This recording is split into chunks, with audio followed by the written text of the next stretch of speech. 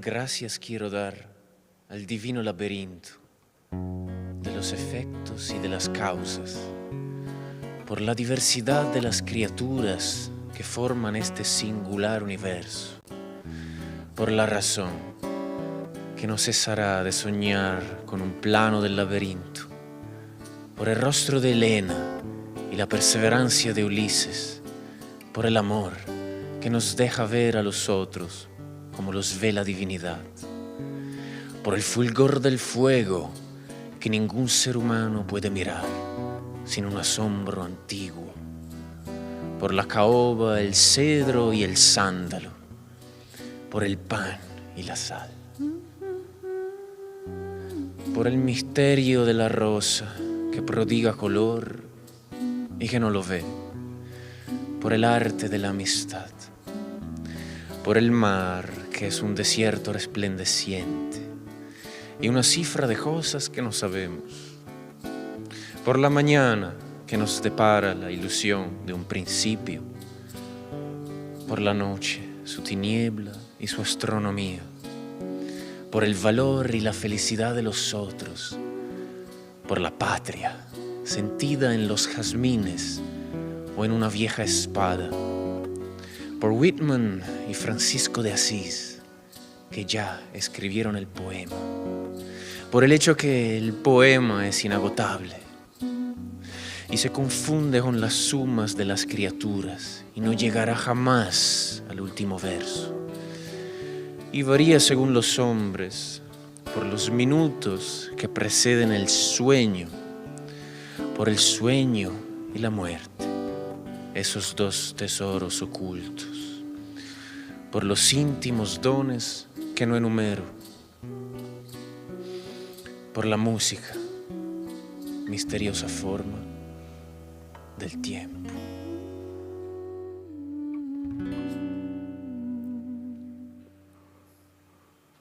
Dear friends, welcome back. Welcome to Assisi. This is Economy Francesco.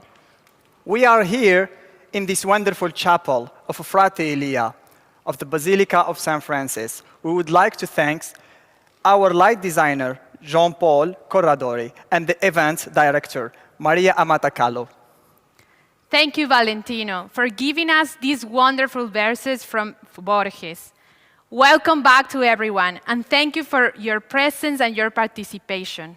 This is amazing. We have did a marathon, but I don't know, how was it? Were you able to follow it? Yes, sure. We have to. It was a wonderful experience. Actually, we would like to thank all these people who dedicate their time and effort to make this marathon a successful event. Yes, I have heard a lot of news, but I want to know more about it. Jenna? Yes, so we started from Europe with Portugal and the United Kingdom. We crossed the Atlantic Ocean and arrived in Latin America with a route in Brazil, Argentina, Chile, Peru, and Colombia.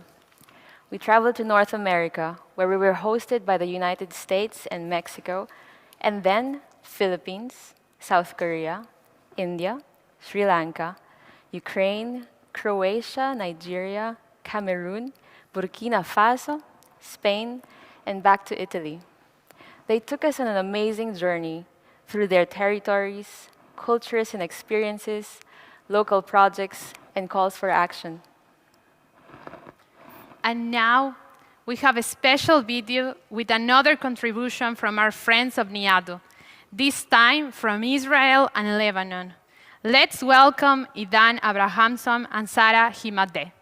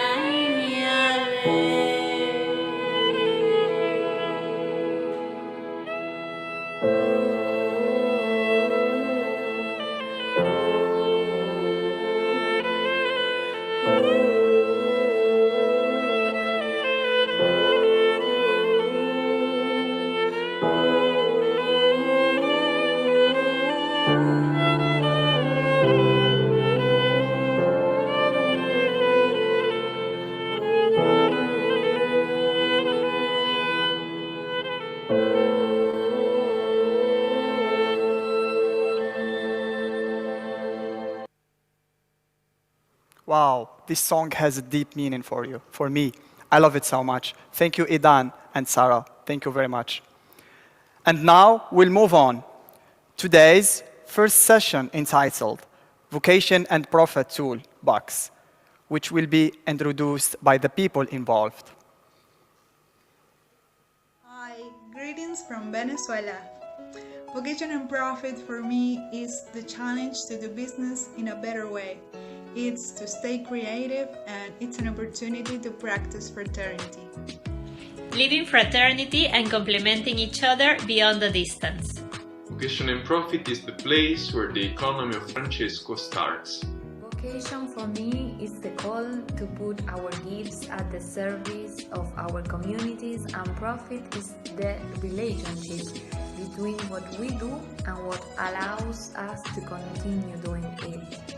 For me, vocation is the inner code, what you're passionate about. When you find your vocation and you do what you really like, profit comes together. Not only speaking money-wise, but from the meaningful value of helping others. Profit is thinking beyond the money, valuing the wealth that exists in each person, manifested in their vocation. Vocation and purpose is to inspire others to love what they do and thus build and achieve the common good for all. It's giving meaning to my life, and benefit is to put it at the service of the others and to walk on this path together. Vocation and profit for me is the equation to be solved for the new economy and the future generations.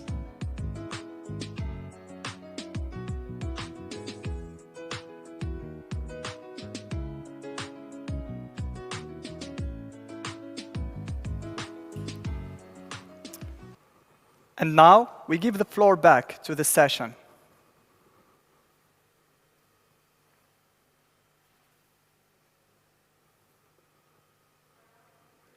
Now we start.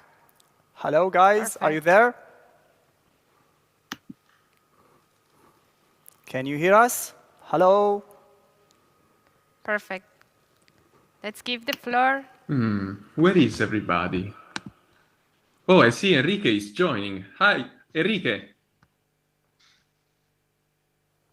Ciao amico, buongiorno. Hello, how are you doing? I'm good. What about you? Is it a good time there? Will you manage to illuminate Christ the Redeemer? Finally, we have a blue sky. Oh my God, thanks for the prayers. We'll do it tonight. It will be then great. I see Irene also is joining. Hi, Luca. Hi. Yes, I started our drawing for today, and I will fill it with everything that comes up from our meeting. Thank you, Irene.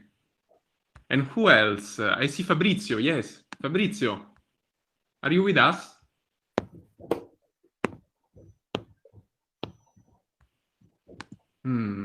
Probably he's not able to speak. So, anyway, this is our Connection Saturday. I'm Luca. I'm from Vocation and Profit, and with Valentina, we will be the hosts for today.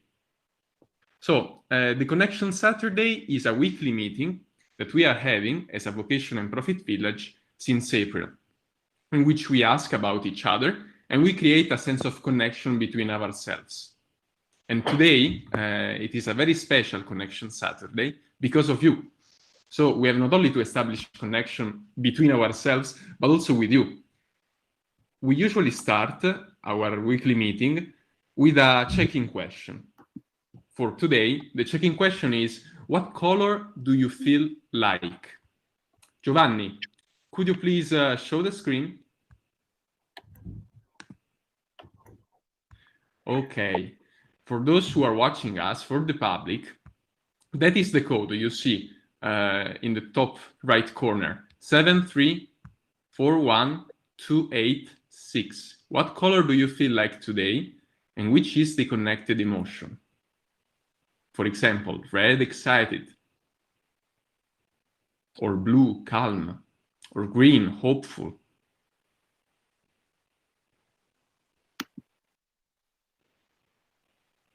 Otherwise, if you don't manage to join to use this Mentimeter, this tool, you can write it on the chat. Ciao a tutti. Hola, Lucas. Hello, Val. Hi everyone. Welcome to see you. I'm Valentina from Chile, and I'm part of Vocation and Profit. And now we can wait together and see the answers from our audience and from our friends back home. What do you think, Luca? Yes. Ooh, wow. It's coming up. Great. Azul, yellow, blue, green, green, which is this is synesthesia. Yes. Yeah. This is lovely.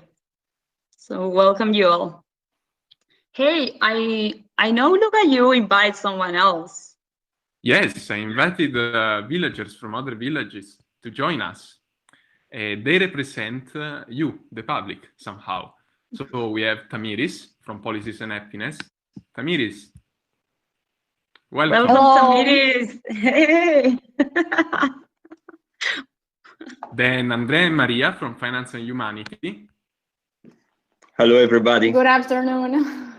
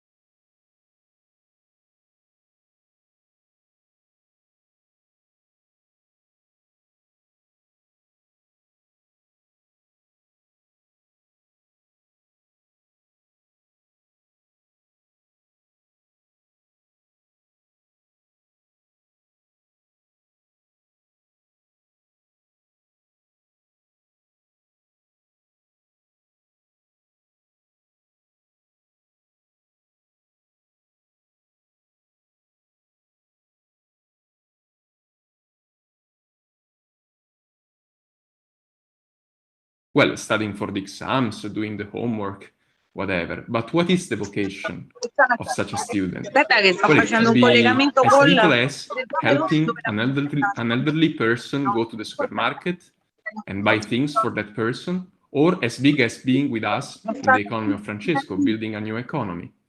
So the question that Luca, comes... can you stop? Can you stop a little bit? Hello there. You're our guest. Where are you from?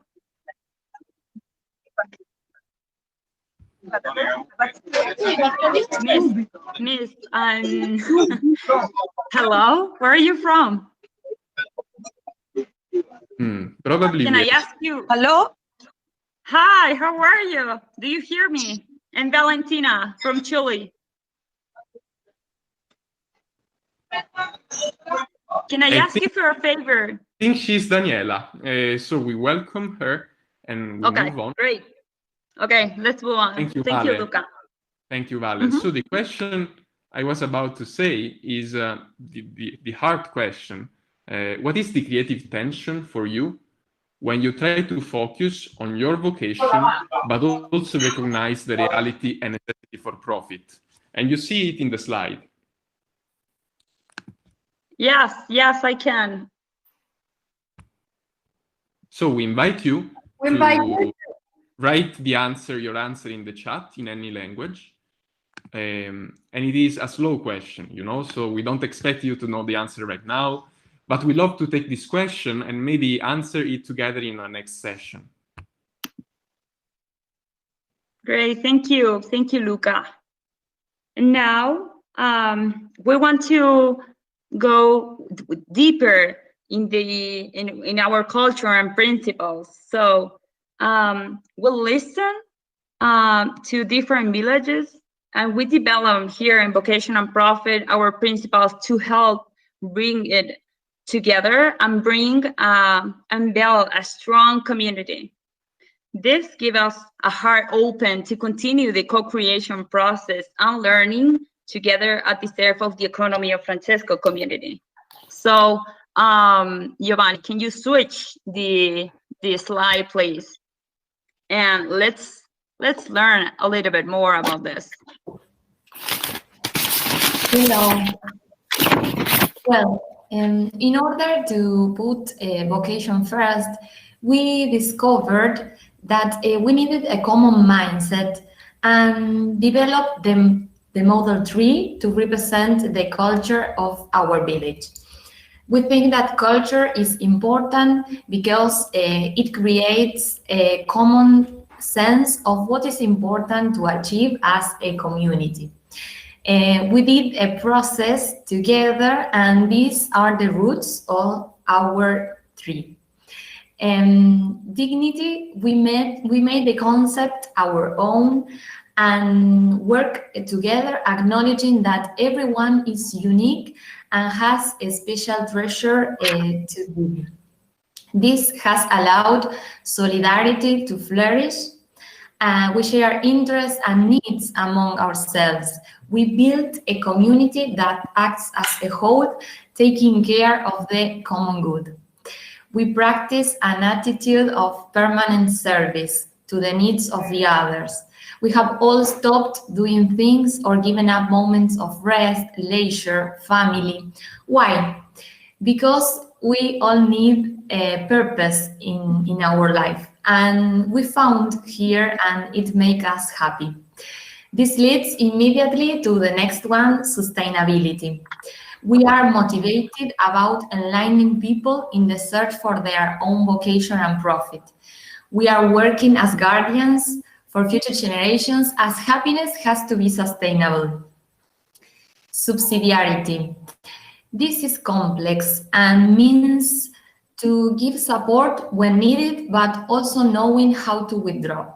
We have worked with older and younger participants, changing roles, supporting each other when necessary, and then opening up space for each other to develop on our own. And last but not least, we are used to hearing about collaboration, but we prefer to speak about co-creation.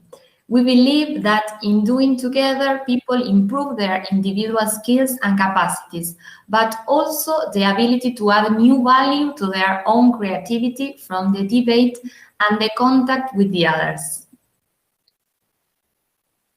Let me jump in there, Juli, because I want to say how great it is to see our villagers coming up with principles like this, because we can see how they're really connected with the deep traditions, the Christian tradition that we're part of, and yet you've made them your own.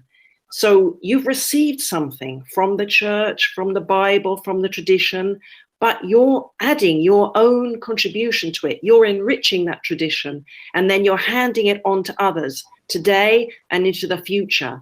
And we would expect to see that, because at the end of the day, we're all reflecting on what it means to live a good human life.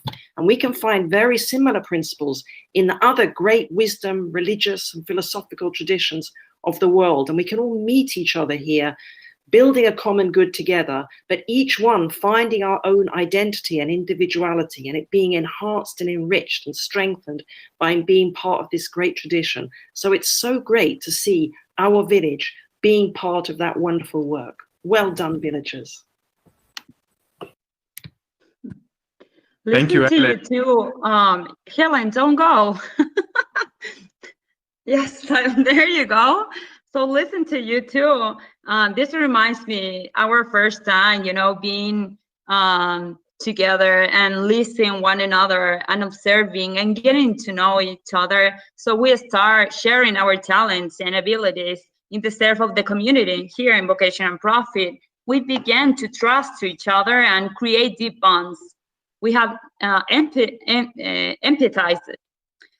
Many of us are not native English speakers, but in some way, somehow, we create new ways of, communication and, just say, okay, don't worry, just say in your own language, we translate, and that's it.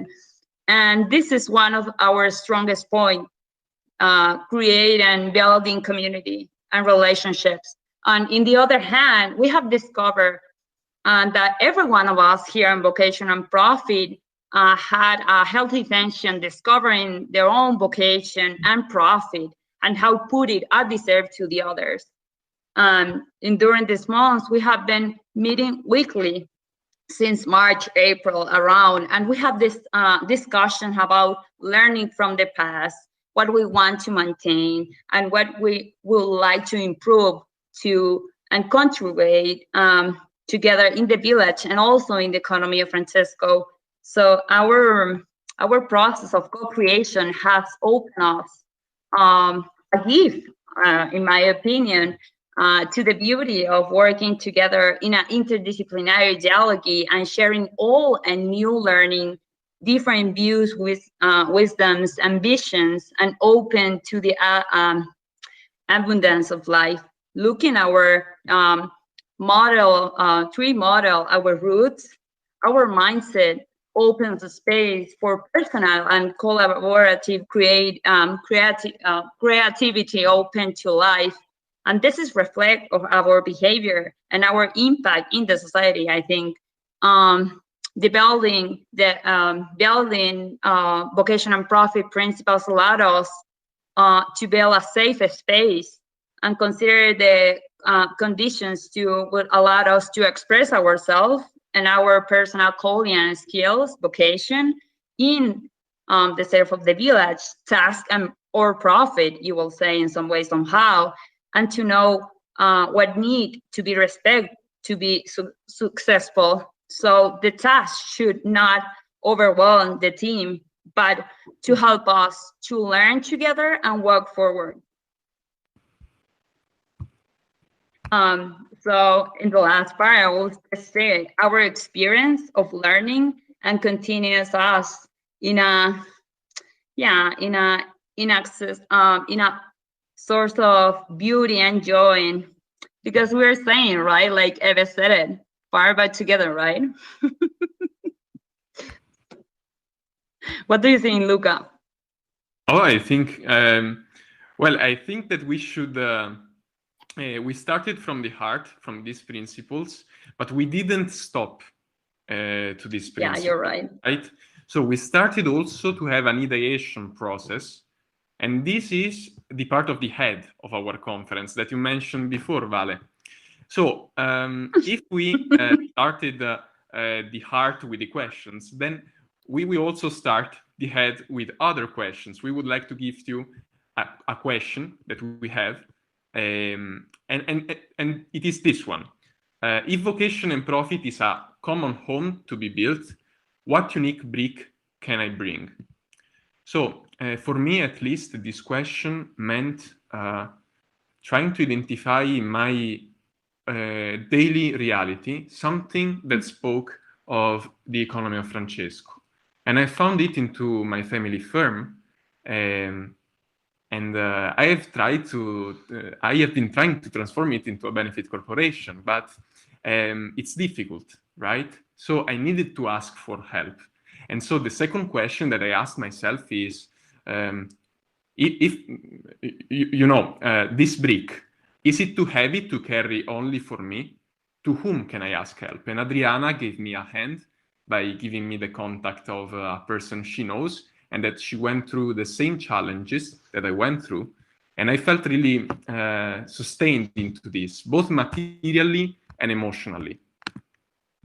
That's beautiful, now, Luca. Thank you. Thank you for sharing it.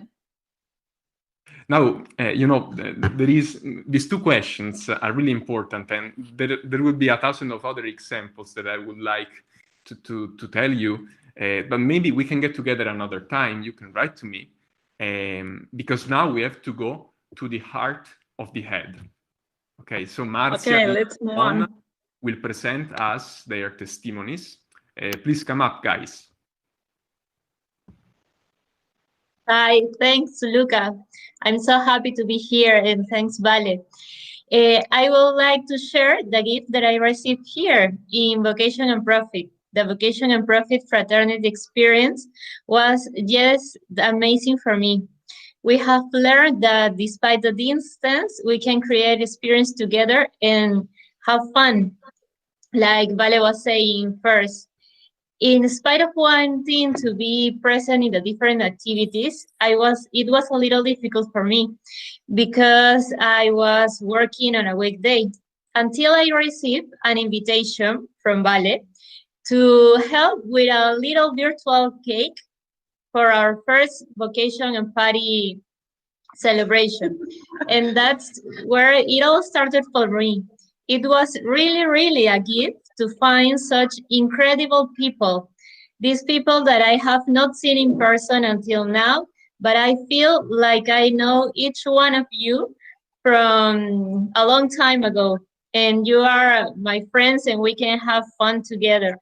We have also celebrated our birthdays and special dates by sending some videos, greetings, songs. That's where we all discover our talent and share a little of our culture. And I also remember when we did a very special moment, like Vocation and Praise. We share our spirituality left from Assisi. We were connected from Assisi. We have just a real great time. Each project, however it may seem a little small, has allowed us to create a culture that represents our village, and we can materialize it in our principles. So thank you very much, and I'm so happy to be part of Vocation and Profit team. Oh, Marcia, I remember the cake. It was so much fun. And what about our survey? Is Ramon over here? Thank you so much, Marcy. Hey, do you remember our flower? Sim, minha amiga. Eu aqui. But to be honest, Vale, I don't think it's a survey or research, but a map. I think it's a simple map that shows how rural we are. And I remember, Vale? Yeah. Okay. No, yeah, I remember in the beginning we thought, well, I can build it. What's the meaning of that? And we said, we want to know better each other. And it was quite simple. Before creating actions, before creating projects that we think are important, let's firstly listen to what villagers have to say. Their voices their realities, their experience, their cultures, their dreams, their battles, their struggles, and then after all of it, to think about projects to run. And I think was it from many hands from Africa, Latin America, from Asia, Europe, we discovered the potential groups we are and the projects that we would like to take. And I'm sure that we worked so hard because I remember it well. Do we remember it? But I think we had fun working together and learning so much that process. Yeah, Luca, you. This is the team. So don't go away. Just jump in. Yes, this is the team, and but it's not just the survey or the parties and the atmosphere of love and ideation process we created. It's also about the Laudato Si group. So I think one of our leaders, Lina, who is not with us, but she sent us a video message, wants to share with all of the public her experience in her native Let's tongue. hear about it. Hi guys, do you remember our time together reading Laudato Si? I enjoyed the opportunity to be part of the Laudato Si reading group, and that was my first joy, and I want to tell you how my joy was in my language. Nuestro primer reto fue encontrar el día y la hora de nuestras reuniones, y cuando por fin logramos coordinar nuestras agendas, empezamos a profundizar y analizar los capítulos de esta encíclica desde una mirada propositiva, pero no solamente nos quedamos con las reflexiones que hicimos, sino que nos propusimos hacer una acción en concreto durante la semana. Eso me llena de alegría porque eso es iniciar en nuestro proceso de conversión ecológica. Es un camino para encontrar nuestra vocación como custodios de la creación, y eso es vivir Laudato Si. So, guys, after this event, I hope to return our meetings and invite more people. Oh, that's beautiful. We enjoy so much time, so much learning about Laudato Si. We have fun, and it was fun to move forward, you know, and do some concrete action. And do you remember, Luca, something about vocation and action? Do you remember that time? Yes, I remember Vocation in Action. We did this meeting in September, the 29th of September, and it came from the survey from the map. Is Patricia with us? Patricia, do you want to tell us something about Patty? that? About vocation? Great, Patty. Hi. Yes, I really love vocation in action because it's the continuation of the map. So first, we discover who you are, our struggles, our dreams, and then we discover the projects you would like to do. So it's like the match between the sense and willingness and to do something with practical action. So it's very interesting to see how potential groups emerge. So the global and local change makers, writers and communicators, social entrepreneurs, researchers and educators, and there were many projects guided by new forms of teaching, by working with and not for the community, adjusting the tension between vocation and profit. And this made us very happy. It's great to work together. So look, it's like we already walking through the path of the economy of Francesco. Yes, indeed, Patricia, because we continued. So we didn't just stop to the organization of the Vocation in Action with the 5 groups, but during the Vocation in Action meeting, we found some projects that were deeply connected to our individual vocations, and Enrique will tell us more about this. Enrique Nayeli. Thank you, Luca. But before we get started, I would like to thank the entire Vocation and Profit team, who through the countless debates we had, interactions, and especially co-creation moments, it allowed us to arrive at an important reflection about this profit-vocation binomial. As in the Chinese yin yang, our desire to balance these two important concepts in our daily lives is, in most cases, more than a desire, but a mission in life. And it was exactly by listening to what many of our young people had to say about this ongoing experience that we came to the concept of our project in the Writers and Communicators group.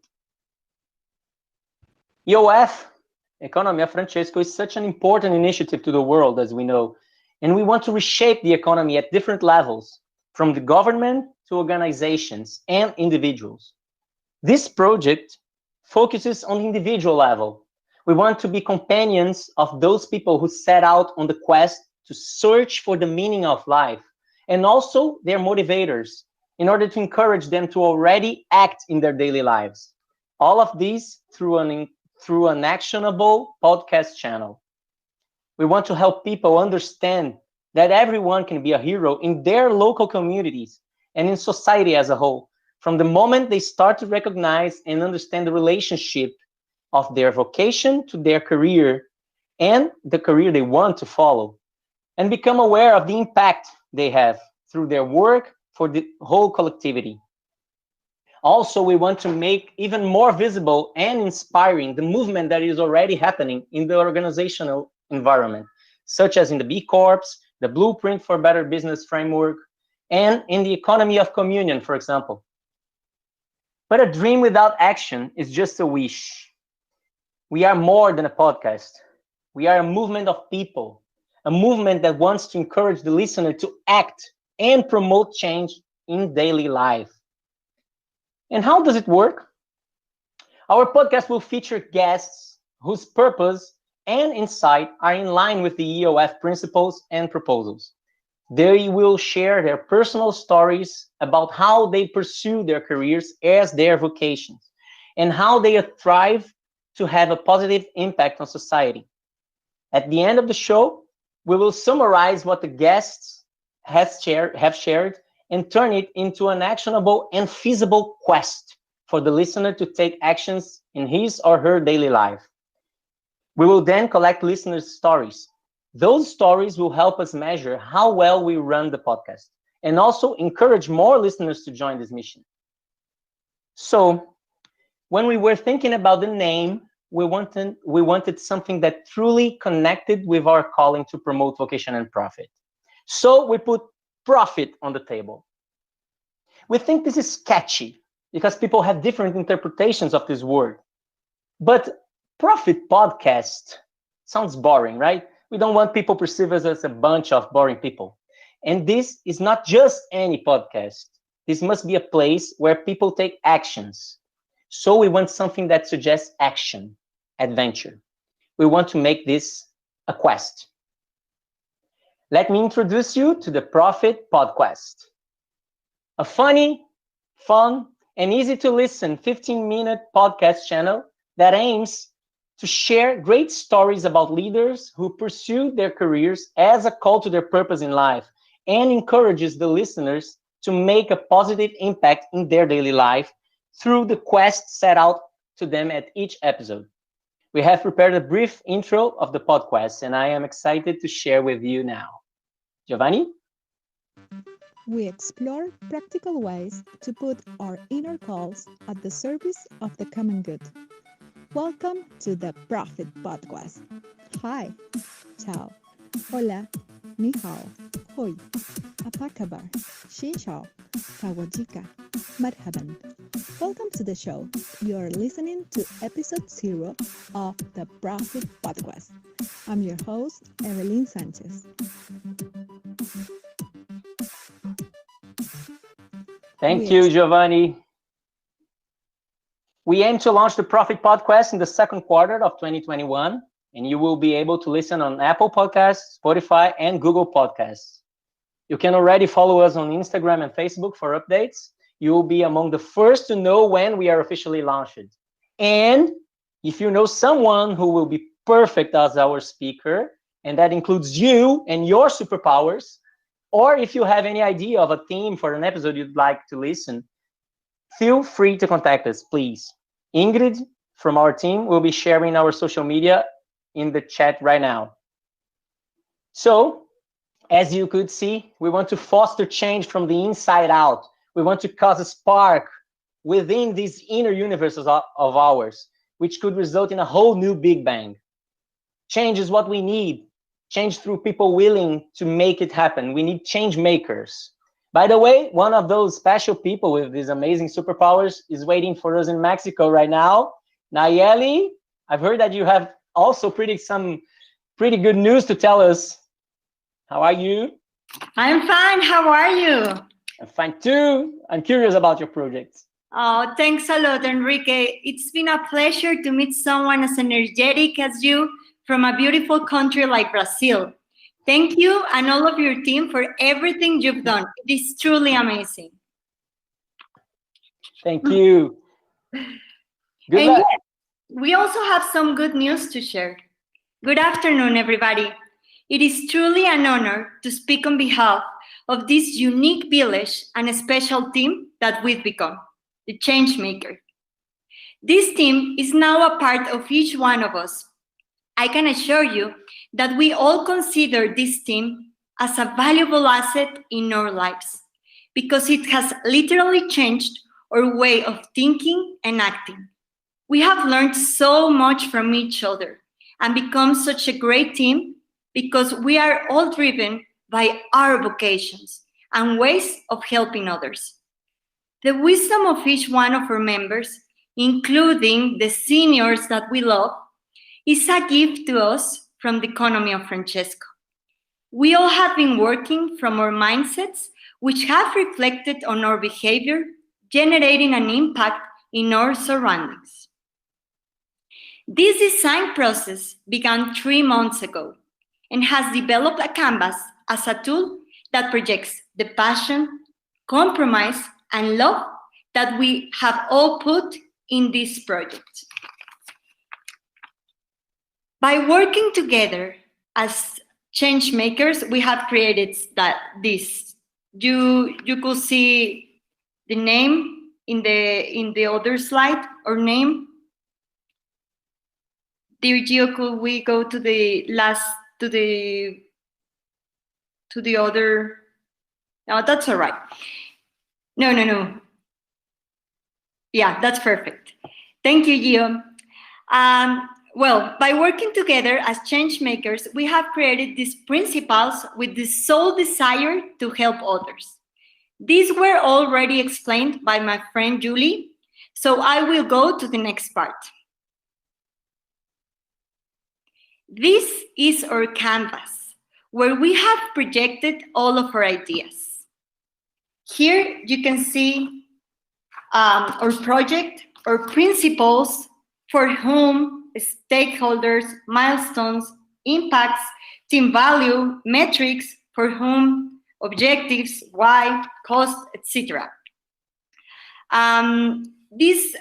Into the objectives part, you can find a platform called newfire.com that already exists, and we want to use it as an example of how we want to share our work and our knowledge too. These are two important, there are two important elements.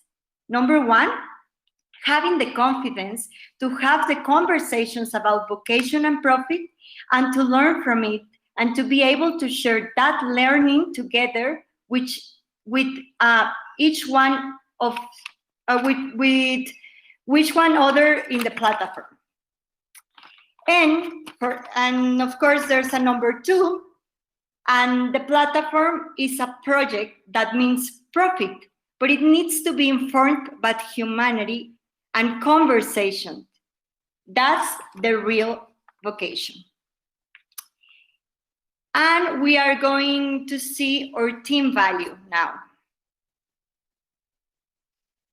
Dear Gio, could we go to the team value, please? Thank you. Well, here you can see our team value. This has all been a process of co-creation and active participation from each one of the members, who have all overcome the obstacles that our different time zones have presented. This outcome has been possible thanks to the unique capabilities and gifts that we all possess and have implemented with great commitment to this program. I must admit that although it might seem difficult, it truly hasn't, because we are all devoted to discuss and love to give and share a little of what we have been blessed with. So here is our team value, and now I'm approaching the end. So, guys, this is it. I deeply appreciate the time and attention that you have given us to present our project. Now, I will pass this opportunity to my friend Vale. Go, Vale. Thank you, Nayeli, and thank you so much for the writers and communicators and change makers work. You did awesome. Thank you, guys. And now we're passing to the hands to the work for the other people. Hands are the action of the vocation and profit at the serve to the others. So now we will introduce our villagers. For those who are watching on YouTube channel, please feel free to share your comments on the chat. And Luca, do you have a question or something for us? Yes, I have a question for the villagers. So I asked the other villagers to switch on their cameras because we are curious. What impressions did the heart, the hands, the head of this vocation and profit village give you? It was very lovely to listen you speak about the communities. So that's why I brought my community today, my beautiful community, Policies and Happiness, because we also share this spirit of friendship. And our work, the Economia Francesco, it's only beginning. So let's keep this spirit alive. And the other thing that I thought that's quite interesting is the use of the personal vocation. It's very important because in the Economia Francesco, we have space for all. And I would like to mention that I thought it's very beautiful when Juli mentioned the flourish, this solidarity spirit to flourish. So that's why I brought with me these flowers, because it's very important for us in Policies and Happiness to flourish as well. We are working hard to let the families and the communities flourish. We are working for public policies to allow us to live in a better world. So it's very beautiful, everything that I listened today. So keep doing this, with this spirit of solidarity and fraternity. So it's very beautiful. Thank you so much, Tamari, and thank you for your team as well. And what about Andrea? Hello, everybody. Thank you for this Connection Saturday. I wasn't aware, and it has been a great pleasure. You gave me so many inputs that my box will be full of papers, so I will be starting by mentioning the word that Tamiris mentioned about community. Perhaps is not very visible, and this is what we created through the Economy of Francesco. Our ambition is to humbly contribute to help to reach the common good, and serving God through serving the whole humanity, respecting the dignity of the people, as you correctly mentioned. We will build on the pillars of the social doctrine of the Church, such as solidarity, the subsidiarity, and the common good. So thank you for this. Keep on, and let's be connected. This is just the start of a process, as Pope Francis often mentions, and we have just started. Most of the fruits will be caught later on in the future. Thank you. Thank you so much, Andrea. Yep. Time for 2 or 3 shares. What about the others? Who feels like sharing something before the end? I can.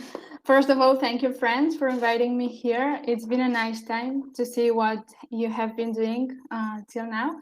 And well, as a current economics and business student, I want to share with you the greatest gift with which I've been blessed. I have it here on the box. It is a pencil. I think that it really represents the gift of education. I know that it is an intangible good, but that really has made a difference in our lives and that we often take it for granted.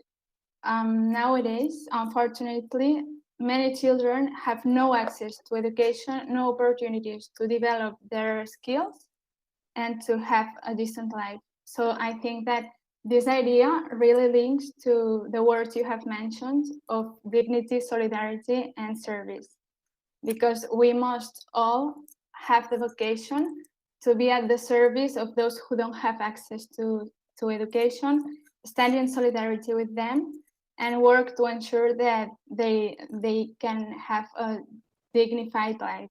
And so with this pencil, I want to transmit my vocation to fight against this injustice. Thank you, guys. Thank you, Maria. Thank you. Thank you so much for being here and share this with us. It's an honor for us. Thank you. Time for another share before another of you who wants to share before we close. Zeno. I'll share something. I chose from everything you said. I chose two words. The first one is, or two concepts. The first one is concrete action, and I really liked first of all, your concrete ideas, especially your podcast idea. Great idea for the name, by the way.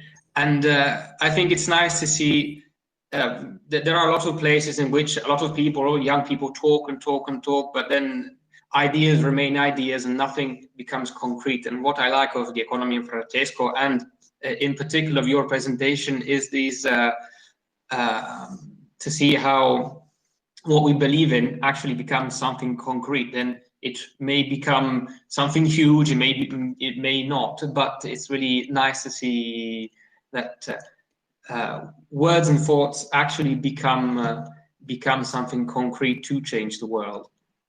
And that's why I chose a pen.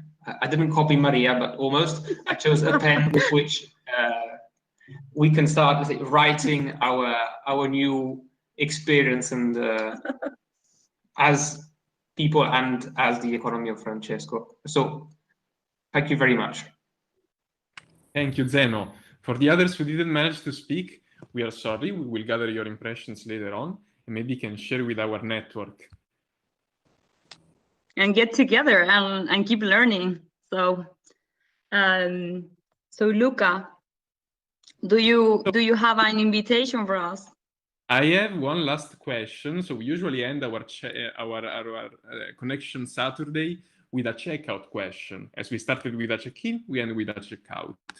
And the checkout question for today is, so you know, the public, I'm speaking to the public. So Economy of Francesco is a home to be built by each of us. And inspired by this learning process that has happened today, what it is going to be your action in the next, after these 3 days of conferences of Economy of Francesco?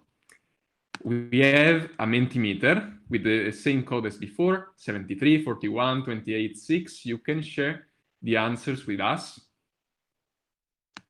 And while you share the answers, either on the Mentimeter or on the chat, Nayeli, do you have to tell us something? Yeah, if you feel the call to be part of our two projects, you can let us know and just jump in. Yes, and we share our vocation and profit email. So take note of it. It is vocation and profit EOF 2020 at gmail.com. I think he's also on the chat. So thank you, Luca, and thank you, Nayeli. So we're seeing love, action, friendship, share, change, spread the seed. Relator for podcast. Hey, podcast team, you have another another member. Okay, it's hard for me to see it. Okay, so here, creative bridges, keep on meeting community-based values, God, hope, friends, research, projects, vocation, community, gathering, creating networks, contact some speakers, profit, act, and so on, education, spread the seed, continue development ideas, solidarity, comunidad, realizing the projects, writing down ideas, connect with you all. Reading this for, I don't know, 1 Yeah, month. I know. Okay. But So, unfortunately, time has come and gone. Yeah. And we would like to thank you for being here with us. Thank you, everyone, the public. And we hope to get in touch with you. I repeat the email, vocation and profit EOF 2020@gmail.com. And Luca, after Oh, we yeah. are sharing, I'm forgetting the drawing of Irene. Yes. Can you come up 1 minute, just 1 second? we have an artist in our village. Thank you. And let's Thank you, also guys. forward Thank you very much. so that others can see the visual notes. Okay, can you see it or okay, I will share it. So as usual, I draw our meeting.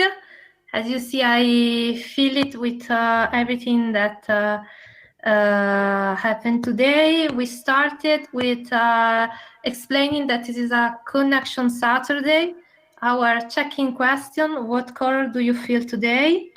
Then we explored the heart part, exploring our principle and the relation between profit and vocation.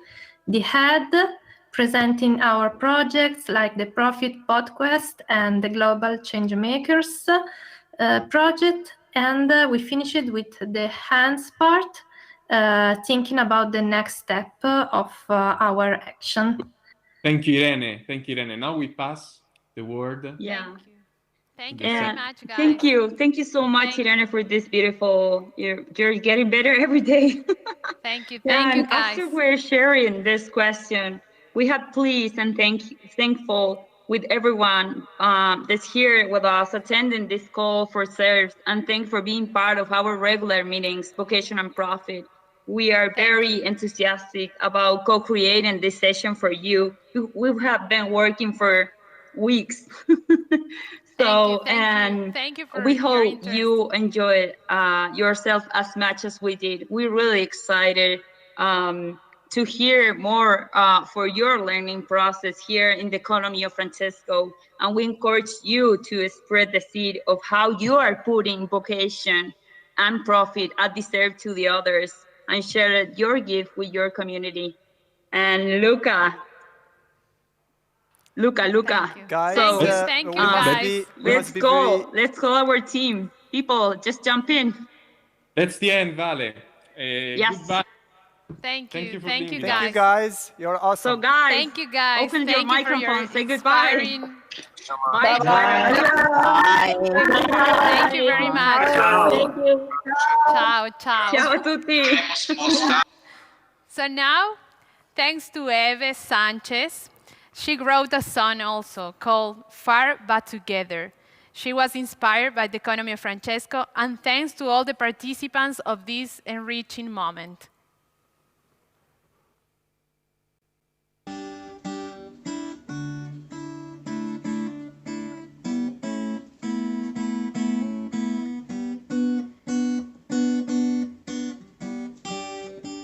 The world looks for light, the world looks for love, the way to be sustainable is by saying no more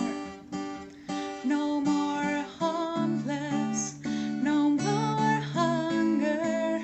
Let us travel the unknown.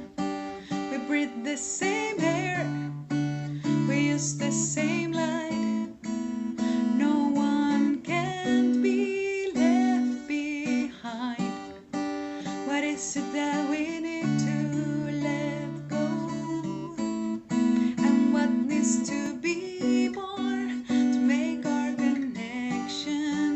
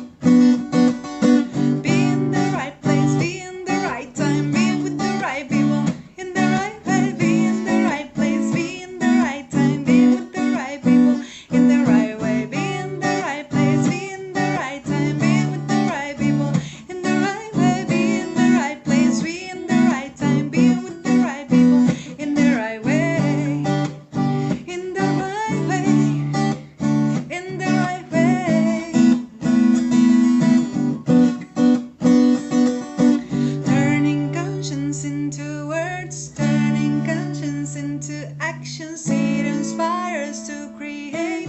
When you are with greater value, turning conscience into words, turning conscience into actions. It inspires to create.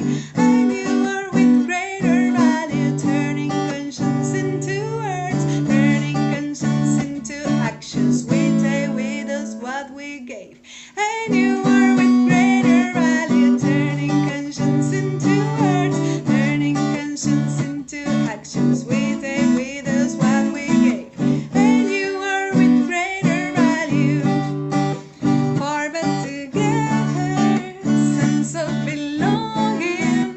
I am because we are, far but together, sense of belonging. I am because we are, lejos más juntos pertenecemos. Yo soy porque somos,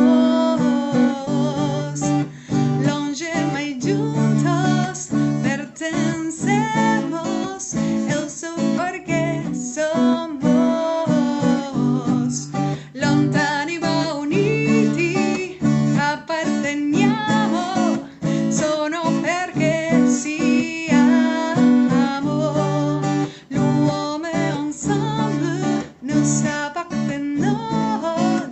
Je suis parce que nous sommes, dalle quali razem te exponentie, jestem ponieważ jesteśmy, far but together, sense of belonging. I am because we are, far but together, far but together.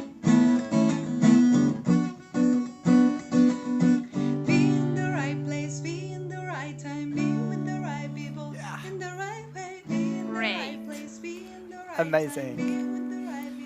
That was amazing, amazing, amazing to dance. Thank you very much, Eve Sanchez. And now we go on to our second interactive session called We Are All Developing Countries with Kate Raworth, economist at the University of Oxford and the University of Cambridge, UK, and John Perkins, economist, author, and activist. Welcome both. We want to thank from the start for participating in the economy of Francesco. Over to you, Carlo.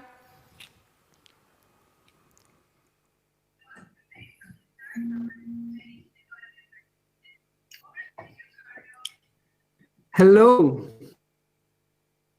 Hi, everybody.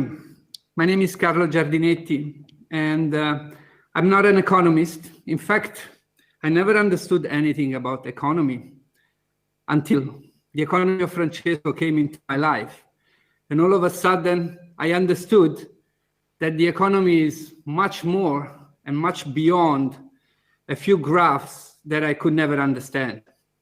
But there are some that I can understand, such as the one that we will look at together today. The title of this session is We Are All Developing Countries. And that's what we want to explore today, together with Kate Raworth, a dear friend of the economy of Francesco. She's a renegade economist, with lots of energy, passion, and love. And she's the creator of the donut of social and planetary boundaries, probably the best donut you will ever taste. Together with Kate, we have John Perkins. John is a former chief economist of major international consulting firms. He's also a former economic hitman. And he's the author of Confessions of an Economic Hitman, which is a global bestseller. I've rarely met a more gentle soul than John, who will be with us today in a second. Together with Kate and John, there will be 12 live economists from the economy of Francesco villages that with courage will make their proposals to move the economy of Francesco forward. I would like to ask Kate to join me on video. Thank you, Kate, for being with us, and over to you. Thank you, Carlo. It's my big pleasure to be here, and I'm going to share my screen. It's an honor to be part of this today. I want to begin by recognizing that the 21st century has begun with multiple and repeated crises, from financial meltdown in 2008, which destroyed the livelihoods and security of billions of people worldwide, to the era of climate and ecological breakdown in which we all live, causing fires and floods in countries rich and poor. And now the current moment that we are enduring this year of COVID lockdown, the impact of a global pandemic on the health of everyone worldwide. And what these crises tell us is that we are all deeply interconnected with each other and with the rest of the living world.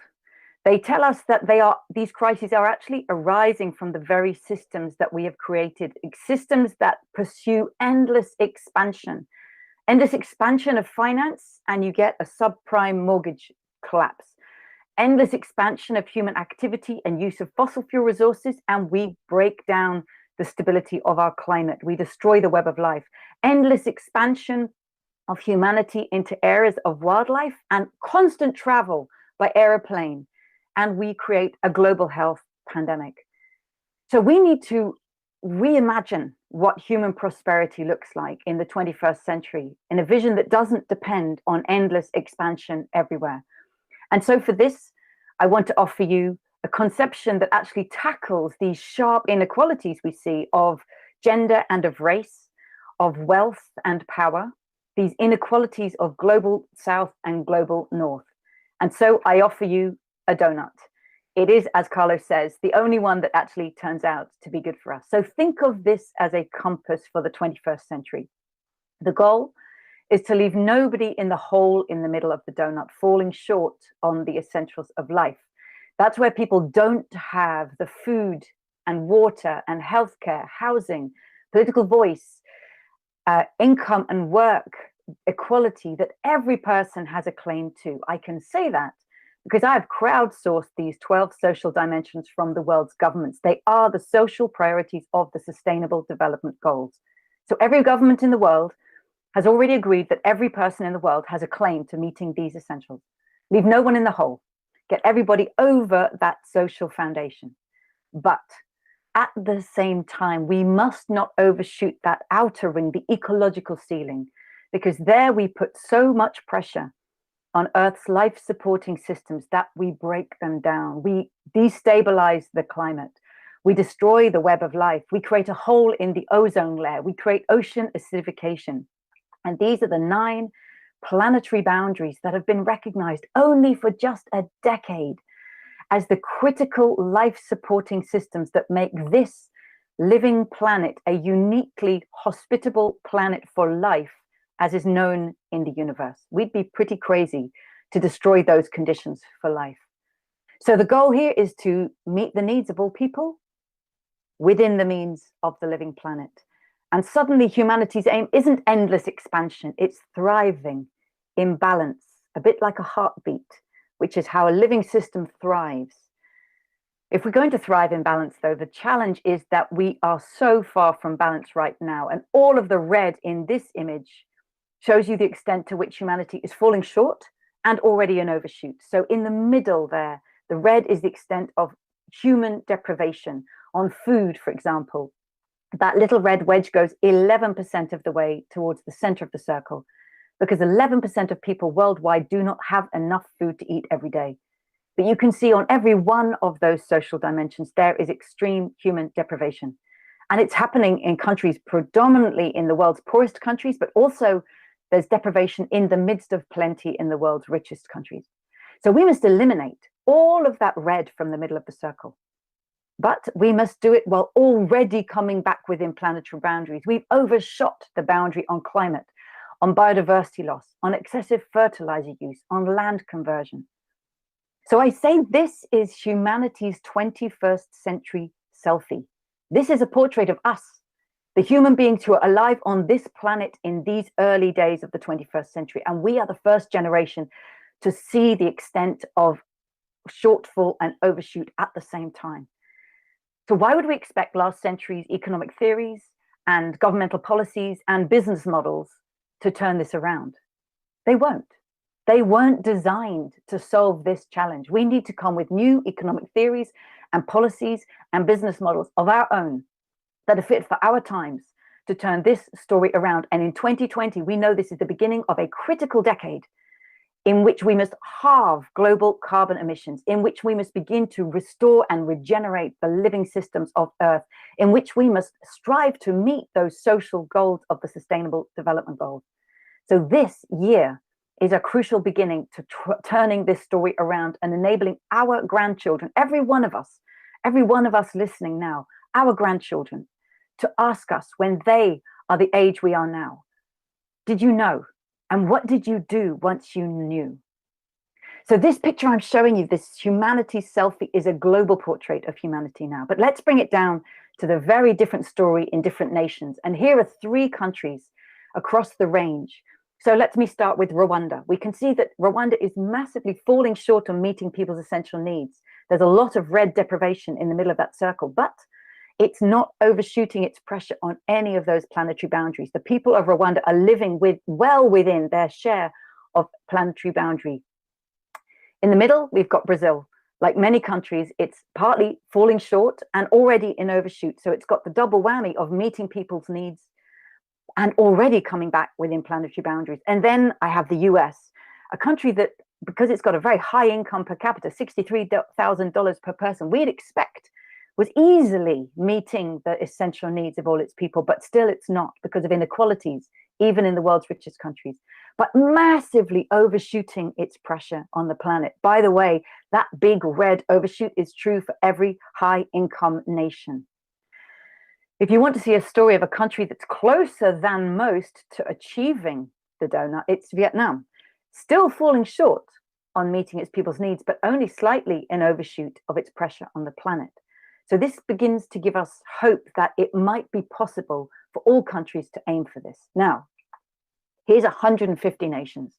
And the goal is to get to that sweet spot where the donut is, where we meet the needs of all people, but do so coming back within the means of the living planet. And as you can see, there is not a single country that can say it's there. And this is why I believe we are all developing countries now.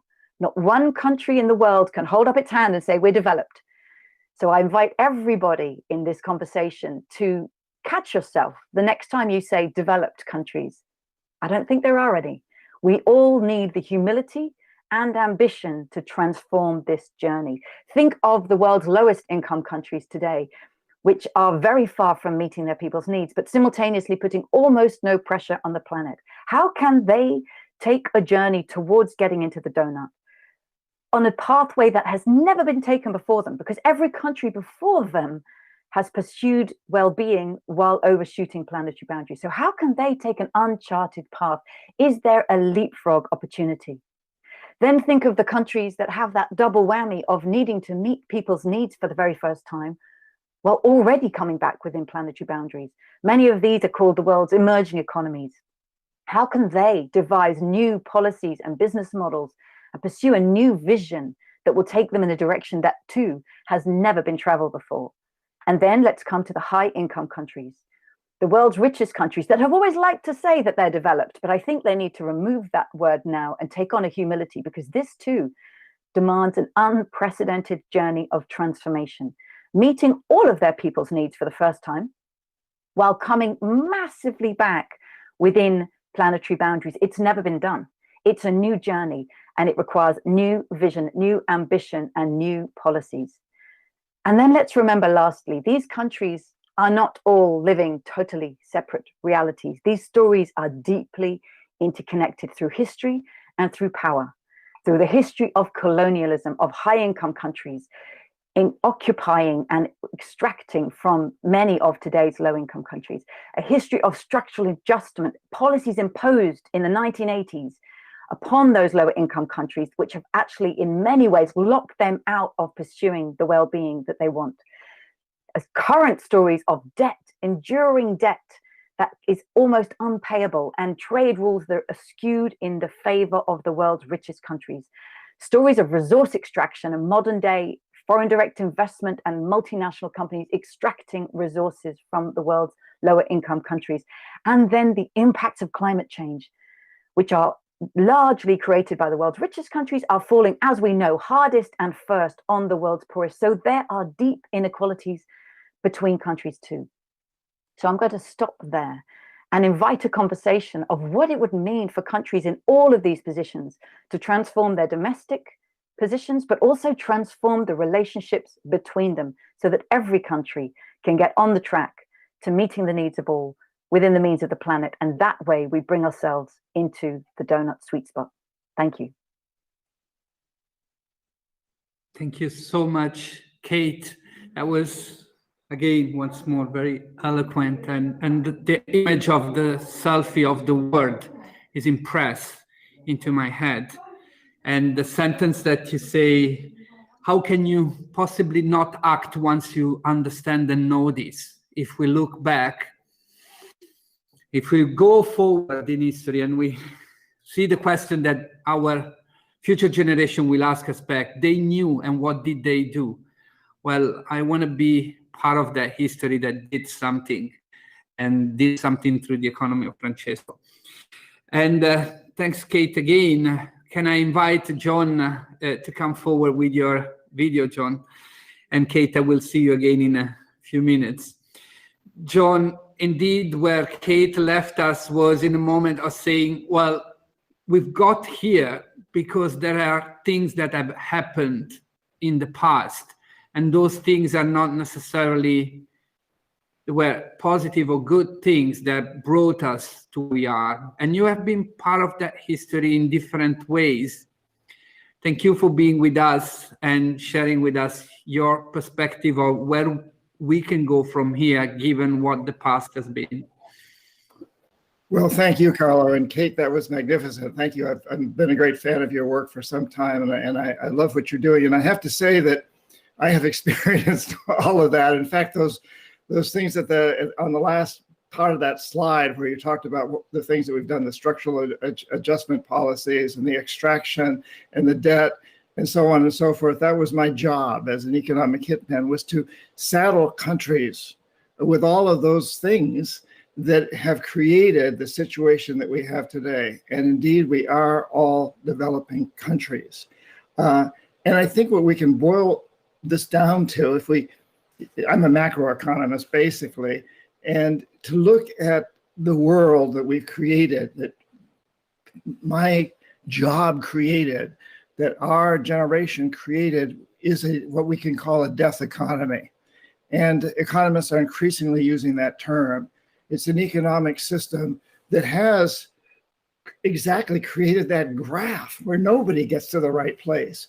A death economy is an economic system that is consuming itself into extinction, that's using up in the short term the resources it needs for the long term, that's based to a large degree on warfare or the threat of warfare, the big industry around war.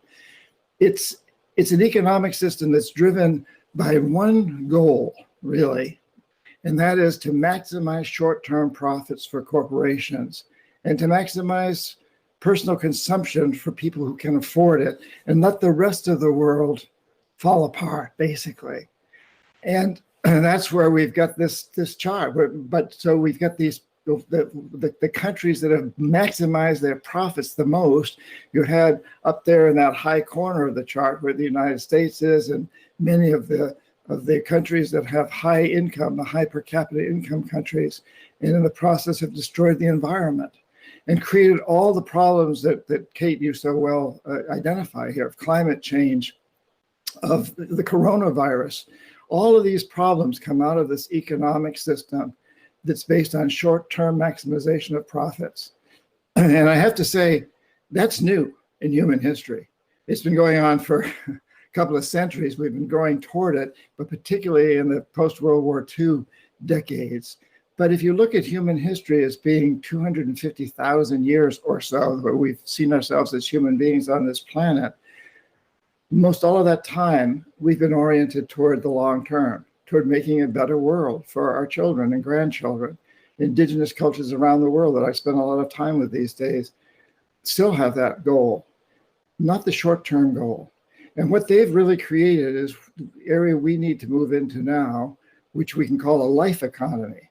And that is an economic system that is a renewable resource that pays people to take on jobs, and it pays investors to invest in things that clean up pollution, that mine the plastic that's floating around in the oceans and all the oil that's leaked from oil drilling rigs and gas stations, that regenerate destroyed environments, destroyed forests, destroyed mine pits, destroyed shopping malls, things like that, that pay people to recycle and to create new technologies that don't ravage the earth, but reuse things and do better, even better than we're doing today with solar and wind and creating energy out of the air. There's so much we can do. It's a very, very exciting time.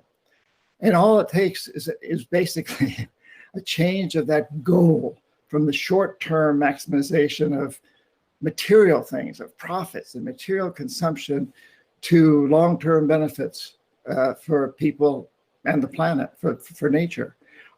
Exactly, that will take us up to that sweet spot on your graph that Vietnam seems to be as close as anybody, which is very interesting when you think of the Vietnam War that I so arduously tried to avoid being in and did avoid being in. So we move toward that a life economy. And I would just add that I have great hope that this program that you're doing and the whole message of the Pope and this economy that we're talking about here, that the Pope has so beautifully envisioned, and many people are talking about, there's a change going on around the world. We're in a consciousness revolution. I have the pleasure that I'm blessed to be able to travel around the world when there's no pandemic and now to do it virtually, speaking at many, many different places in many different countries, from huge economic conferences in Russia and China and Kazakhstan to rock concerts in the Czech Republic and so on. And everywhere I go, I find that people are waking up to the fact we must change. People know that we're living on a very fragile space station, the Earth, and we humans are the pilots. And we've been piloting the space station toward disaster. So now we know we've got to reboot that. And people are talking about benefit corporations, B corporations, at least in the United States, that's the term that's being used. The green economy, the Green New Deal, conscious capitalism. And so we've been moving in that direction. And I think this virus, this pandemic, I think we need to look at it as a medicine. It's a medicine that's a tough one to swallow, but it's taking us into a new recognition that we have a global problem. You know, we've been experiencing these once in a 100-year events for every year or so for several years now, the hurricanes and fires, but we've seen those as local. If I survive a hurricane, the outside world will come to my rescue eventually, soon, pretty soon. But now we've seen that the problem is Sorry to interrupt you. I want to ask you a question. Do you think there are modern versions of economic hitman today that we have to be very careful right now, where we want to design a new economy and we want to level up the opportunities for everybody, and countries could be still attracted by dangerous proposals, let's say, from other countries? Absolutely, Carlo. You know, every corporation today, every major international corporation has its equivalent of economic hitman. In my day, we were kind of generic. We were working to create, you know, more prosperity for whatever corporation happened to get the job. But today, Nike has them, and Monsanto has them, and every major company has economic hitmen promoting their companies. And also, we've got China coming along, and I think we've got to remember China's economic hitmen, and I've met some of them. I've seen their work a lot. I spend a lot of time in Latin America, where they're where they're being very successful. They've learned from our mistakes. They've learned that you mustn't build military bases on someone else's soil. You use trade to move forward. So yes, that is definitely happening. But I think that also creates an opportunity. The idea of the New Silk Road, China's New Silk Road, we can look at that as a way of China exploiting the world, which is a real possibility, and it's happening. It's happening in Africa and Latin America especially. Or we can look at it as a way of building a true communication system throughout the world, and really working toward this life economy, helping all countries understand. If everybody is working toward the life economy, we all go up into that sweet spot on the graph where we do balance the environment. So we give people jobs, they have good health care, they have good food, shelter, et cetera, and they're also helping the environment. So there's two factors. In any revolution, there's always a pushback by the status quo, and their economic hitmen are out there pushing back very, very hard right now. But I think, as we wake up, programs like this, your students will have a major role in how we move forward and produce our own means of pushing back against the economic hitmen. Much, John. And I'd like to invite you and Kate now to listen to some of the proposal that our life economists have prepared to move forward. So I'm going to quickly share some slides that will help us with that. And I would like to call Karen and Jan with us on video to help us with that. So this is why we believe we are all developing countries. Here is the picture of the world. And now we also recognize that these countries are different. So if we take the bottom left corner, these are countries that are hardly harming the planet, but they are struggling in meeting the social needs. What kind of proposals have we prepared for them? I would like to hear from Karen.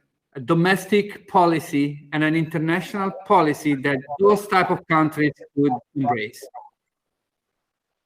We feel that there is a lot of international condescension towards the poor and even the educated middle class, especially in these countries with low GDP per capita. So this results in a lot of exhortations, handouts, and schemes that often perpetuate existing inequalities and nepotism. Instead, what we believe that many disadvantaged people lack is access to education. Therefore, we speak to national ministries of education and training, suggesting they make economics education, both financial and entrepreneurial, part of the curriculum starting from secondary school. And the education offered should demonstrate reciprocity, relationships, and community, emphasizing both financial and social profit. Second, the economy of Francesco visualizes gift-giving businesses that create value for stakeholders while being sustainable and just. We propose that international agencies set up hubs across the world. There could be at least one hub per million people. These hubs would specifically incubate new gift-giving businesses and connect entrepreneurs with local and international businesses.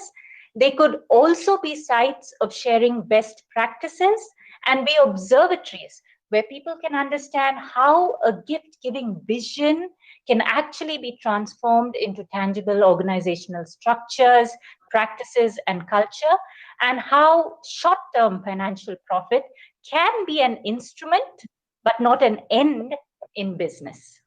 Thank you.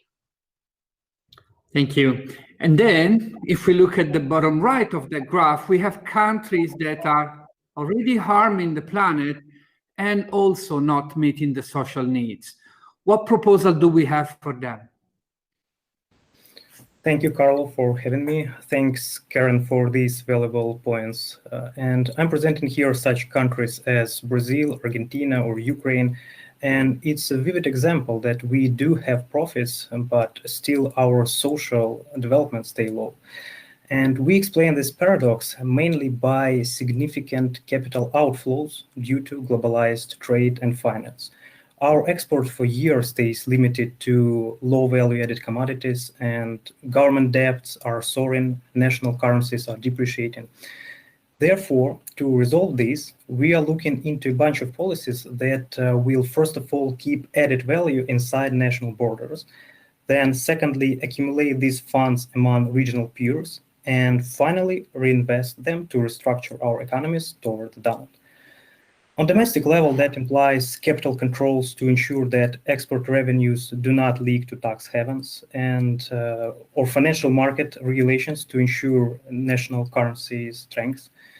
And at the same time, on the regional level, that should be accompanied by monetary, fiscal, and exchange rate policy coordination among neighborhood trade partners.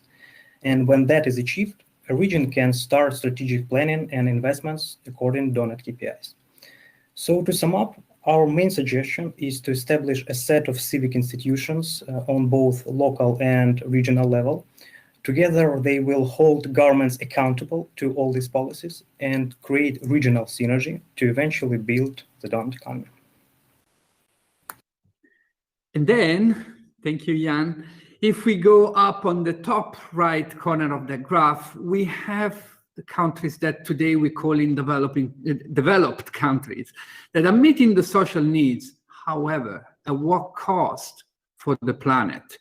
What can we suggest to them?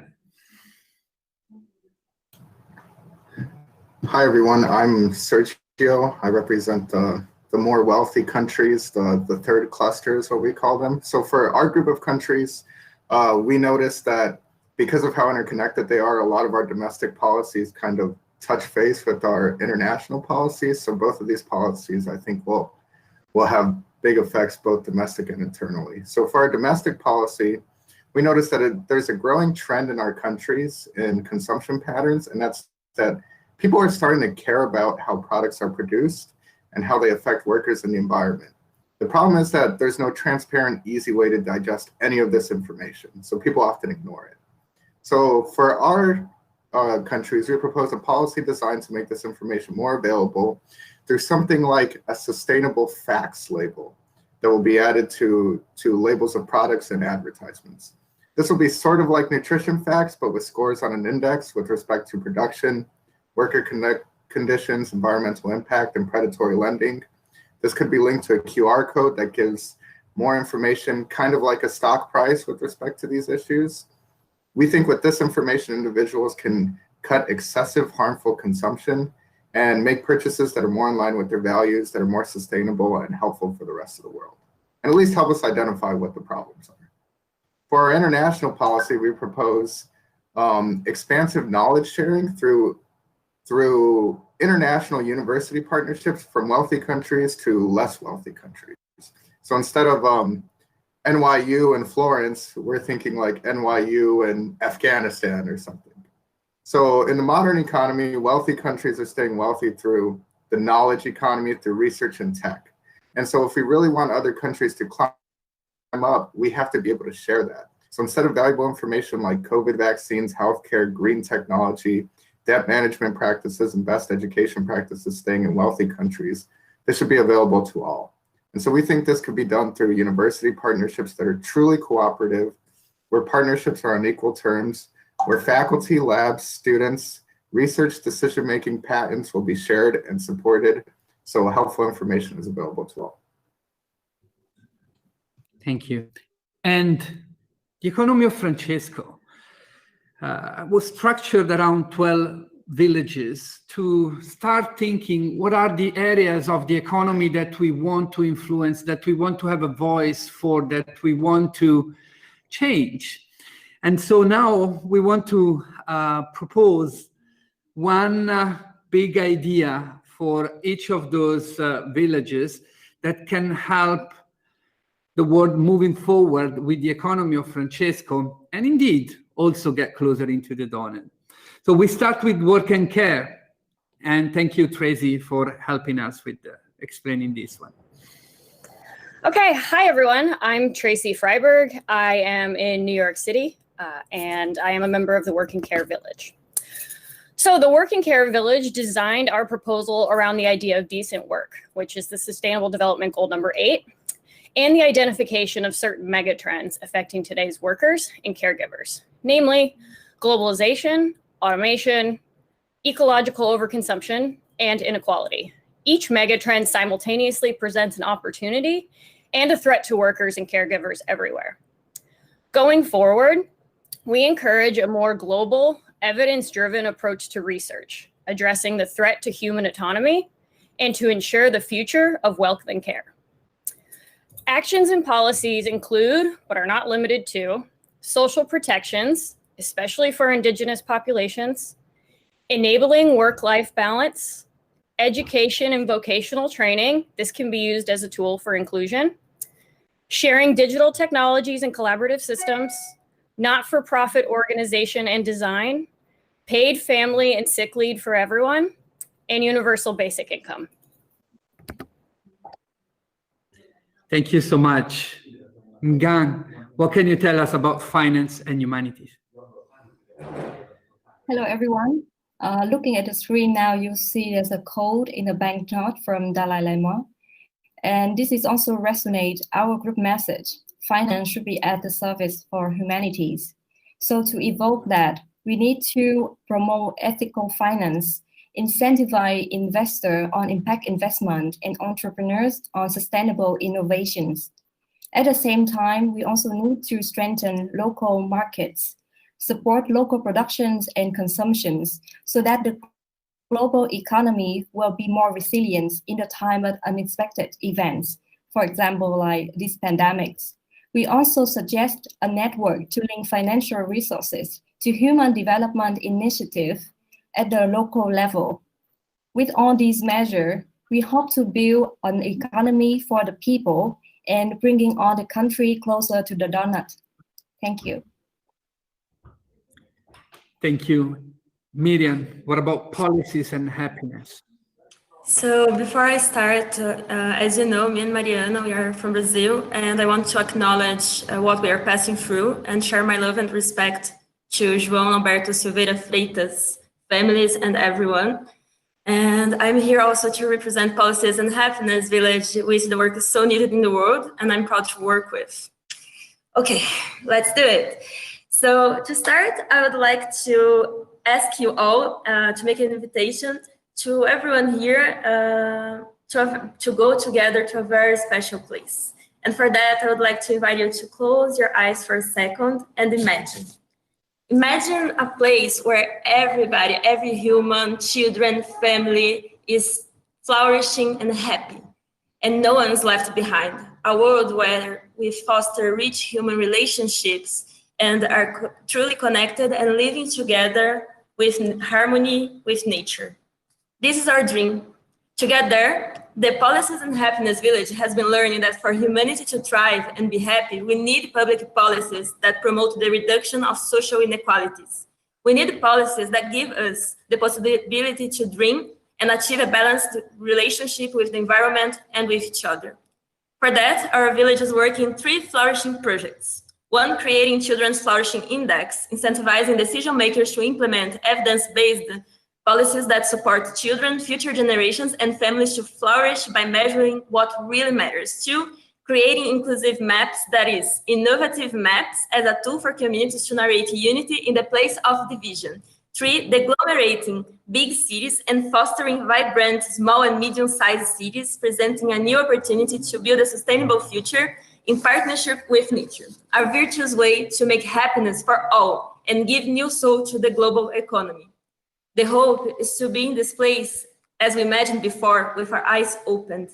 And this is the second invitation that we make to you all, that we co-build this place together. Will you accept our invitation? Thank you. Thank you. Jean-Claude, life and lifestyle. Thank you so much for this opportunity, Carol.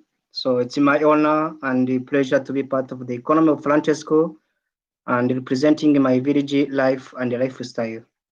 As our proposal is related to sport, allow me to mention that I'm a member of the International Olympic Committee and Leaders Networks.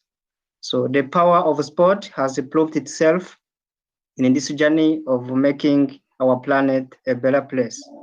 That's why our village is encouraging the governments, organizations, global companies, and investors to promote and support sport, and social business, which are the core of a sustainable health lifestyle and community development. Let me conclude my presentation by highlighting that sport is among area boosters of economy and well-being. Thank you. Thank you, Jean-Claude. Anna, what about the CO2 of inequalities? Thank you, Jean-Claude. Hi, everyone. Well, for CO2 of inequality, we propose to redistribute all advertisement space. Such instruments like taxes and subsidies will help devote at least 30% of it to social content rather than commercials. The media space too often promotes short-term goals, such as increasing profits and consumptions, forgetting about long-term consequences of such behaviors. So, it would be great if media could also be directed to promoting the common good and sustainable growth by increasing awareness of the environment, equality, public health, housing, transport, and needs of vulnerable groups. This policy will help to inspire people worldwide to be more like stakeholders that are responsible to overcome global challenges and adjust their spending and investment patterns to fit the donut. Thank you. Thank you very much. Natalia, business and peace.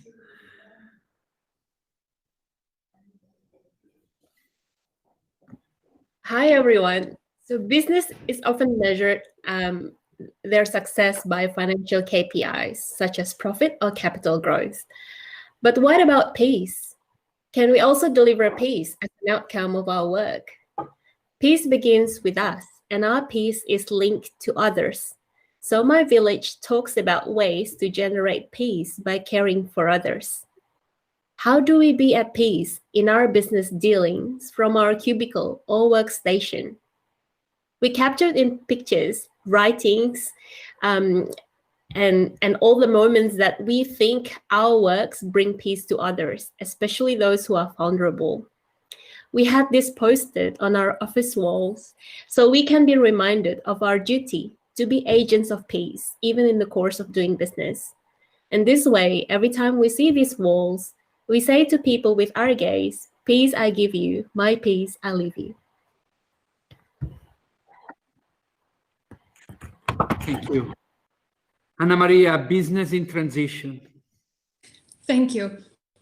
So speaking as a representative of Business in Transition Village, I would like us to think again a little bit about our three donut groups of countries and corporate sustainability. So when we look at different countries' sustainability rankings, we see that countries like Sweden, Norway, New Zealand, Canada are very much at the top, while countries like Pakistan, Venezuela, Zimbabwe, Nigeria are at the very bottom. And at the same time, the total amount of companies registered worldwide exceeded 200 millions, out of which 6 million is registered in Zimbabwe, over 1 million registered in Nigeria, and only 300,000 of companies registered in Norway or New Zealand. So when we talk about businesses, we can't forget that we talk about people. And each company, big or small, is someone's life. It's someone's job, but it's also someone's dignity. It's someone's health. It's fresh air or polluted water and icy rains. And having orders in our hearts and in our minds as Business in Transition Village, we would like to call for a decisive transition towards a true corporate sustainability, which will be based on regenerative business models, especially in the countries which can afford more than just doing something good, some good for people or doing no harm for the planet. We need businesses which will give back significantly more than they got and which will be redistributive. And having all this in mind and to reach this goal, the companies should be incentivized to do so by either preferential tax treatments or by being given free access to the knowledge and technology they need. Thank you. Thank you. I start imagining the world that we all want, and we have 5 more proposals. Danielle, Women for Economy. Hi, I'm Danielle, and I want you to repeat after me, please. $1 for him and $0.8 for her. $1 for him, and $0.8 for her. My twin brother used to take $1, and I used to take $0.8. That's how I was raised, not by my family, but by our society. For that reason, my co-workers in the village are proposing an educational intervention that starts at an early age, and it's designed according to the need of target groups. And my team is creating a label to certify companies that are committed toward gender pay equality and equality in family leave. By developing these ideas, I will be allowed to dream that my son will learn to say $1 for me and $1 for her, and my daughter will find someone that will tell her, you deserve this $1. Thank you. Thank you, Danielle. Karen, management and gift. I address large national and multinational organizations and international agencies like the ILO because your practices and conventions institutionalize management paradigms in organizations. Current human resource management, HRM, still perpetuates an unfair exchange in which, as you can see in the diagram, an organization accrues far more benefits than the employee. Research connected with our village examined HRM-related actions of around 200 national governments and 600 large companies. This research captured the new perspectives we have gained during the pandemic about institutional characteristics and HRM philosophy, exploitative HRM, virtual work, organizational productivity, and employee work-life balance. While the research is currently ongoing, it enables us to offer a new management model. In the end, the research can specify tangible changes in HRM practices that serve as a gift to employees while creating economic value for organizations, the balanced scale.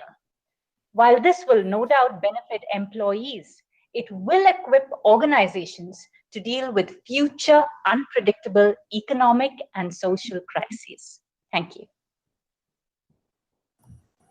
Thank you very much. We have 2 more to go, 3 in fact. Mariana, energy and poverty. Hi everyone, thank you very much. I am Mariana Reis Maria from Brazil, representing the Energy and Poverty Village here. First of all, as Miriam said, as a Brazilian, we will reinforce the memory of João Alberto Silva Freitas, brutally murdered by racism in Brazil.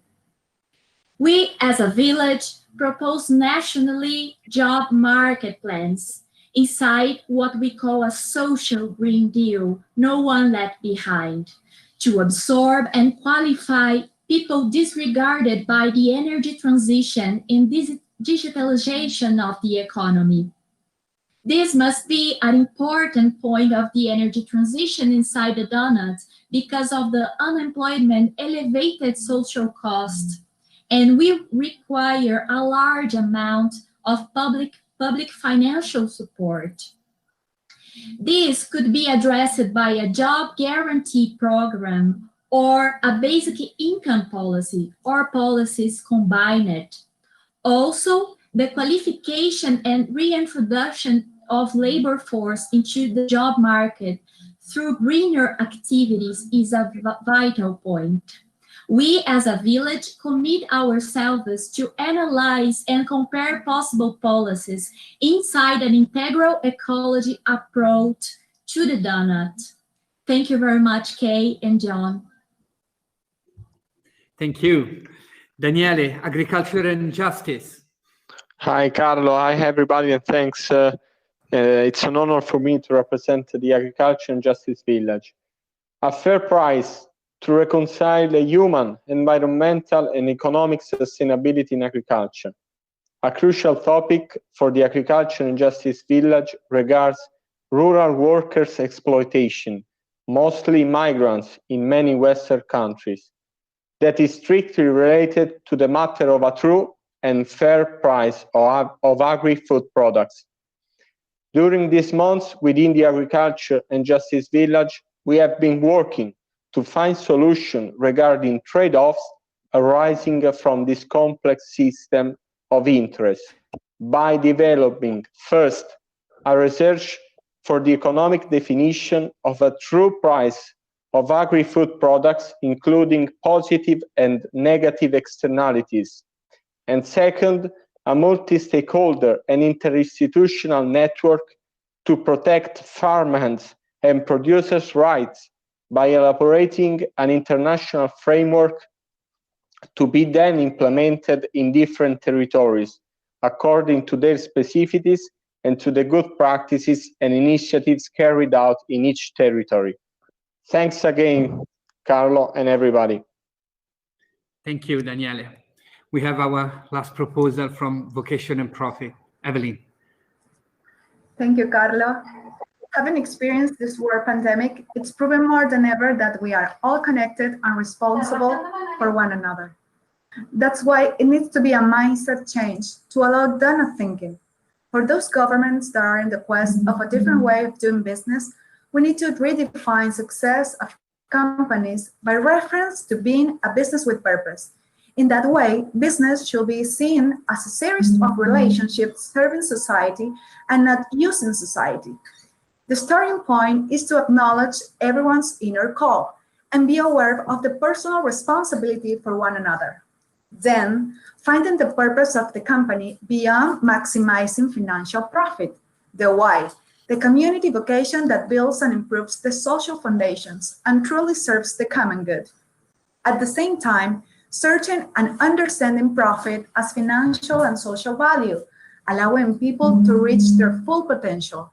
That helps to be sustainable and improves people's well-being by doing, for example, meaningful work, and of course, respecting planetary boundaries.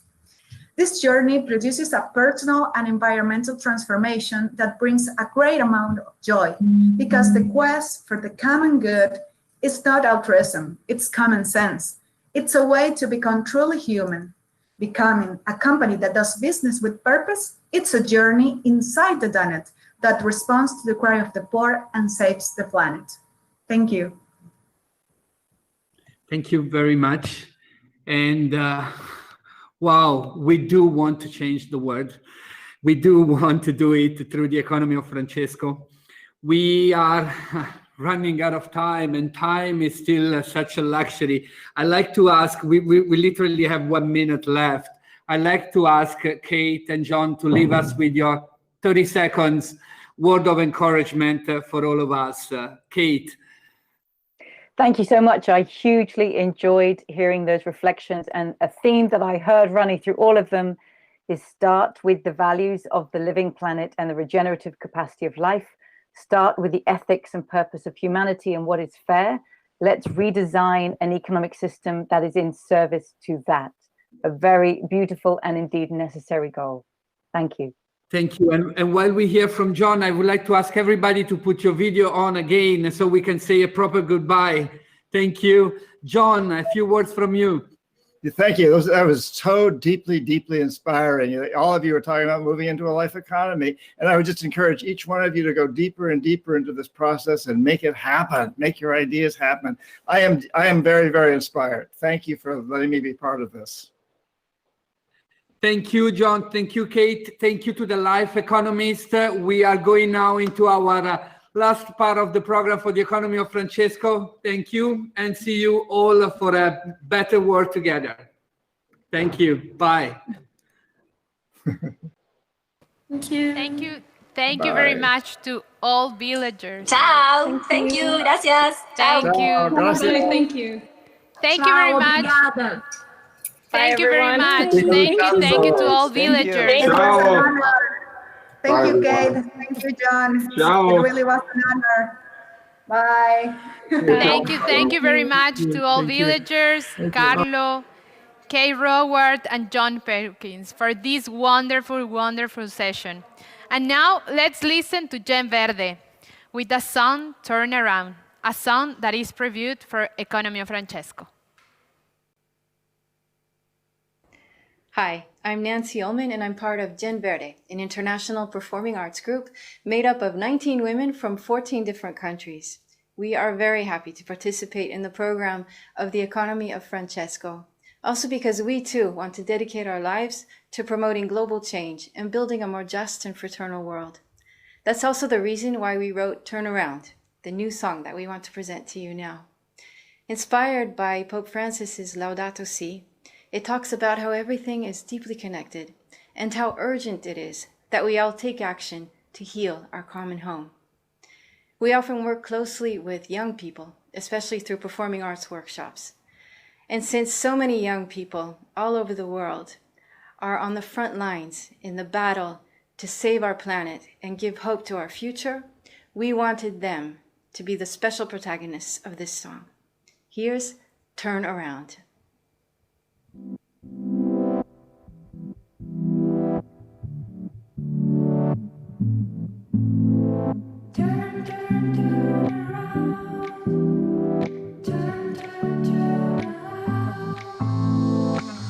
Once I spoke with an astronaut, just came back from the moon with the stars in his eyes. He said, up there I learned a lot. Something changes inside when you see the earth rise.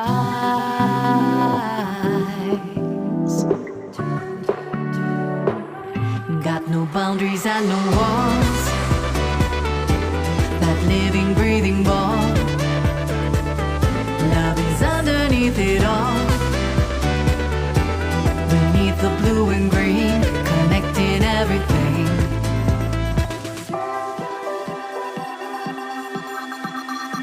I met a girl, she was very young, yet she spoke burning words with the fire in her eyes.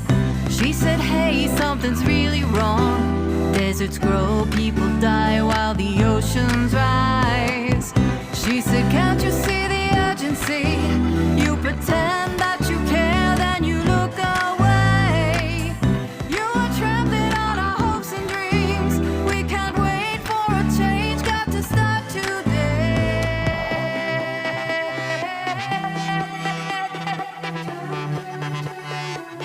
You can feel it in the breeze and touch it in the trees. You hear the waterfall, love is underneath it all. It's running in the fields and swimming in the deep. Beneath the blue and green, connecting everything. Oh, yeah, believe it isn't too late to turn around. Oh, yeah, believe it isn't too late, too late, too late, too late.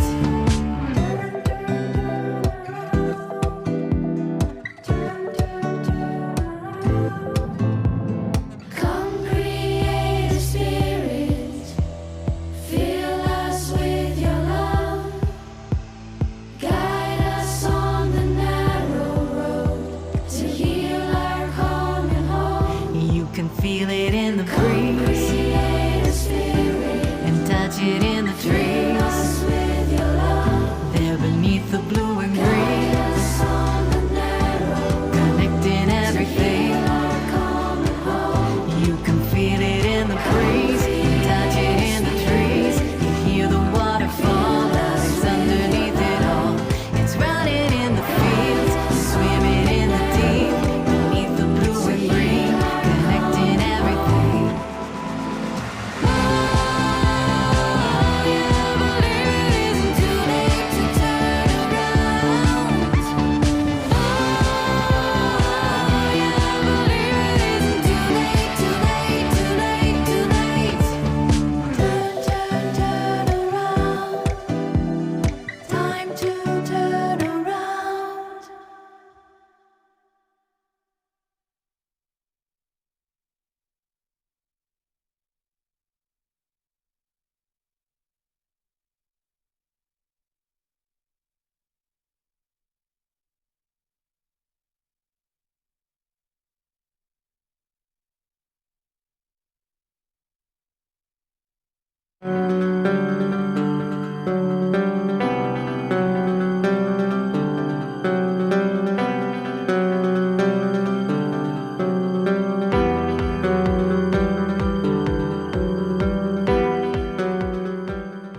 Francis of Assisi is the outstanding example of care for the vulnerable, and of an integral ecology.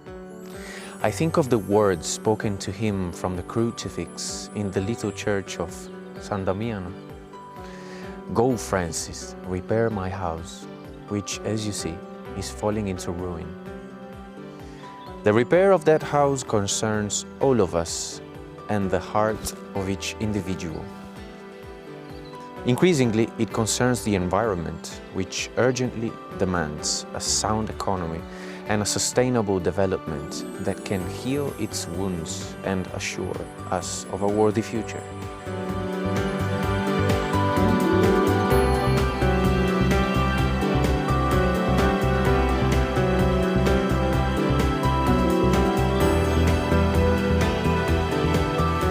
Given this urgent need, each one of us is called.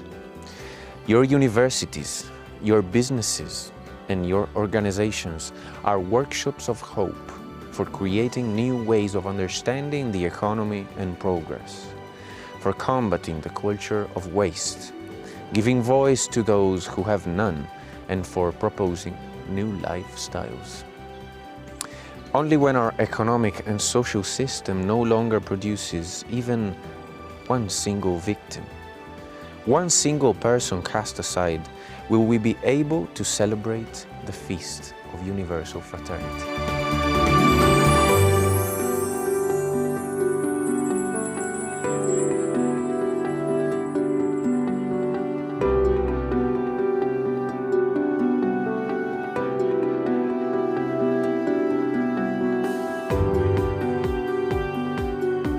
Yards for Hope. The Pope says that our companies and university are yards. In the yards, people get their hands dirty. Together they build, develop, brick after brick. They renovate, recover. They take care of everything. First San Damiano, then the Porziuncola, and even small houses are restored with straw, mud, and wood. This is also how the Fraternity of Francis begins, by taking care of the places. Care, day after day, gives body to the love of neighbor, and the world takes on the appearance of an ordered and harmonious creation. The small forest is also cleared, the vegetable garden is cleared, and the part left free for the growth of herbs and wildflowers. It's very beautiful that Francis, the lover of the poor and the last ones, begins by also taking care of the places. It's his cosmic fraternity.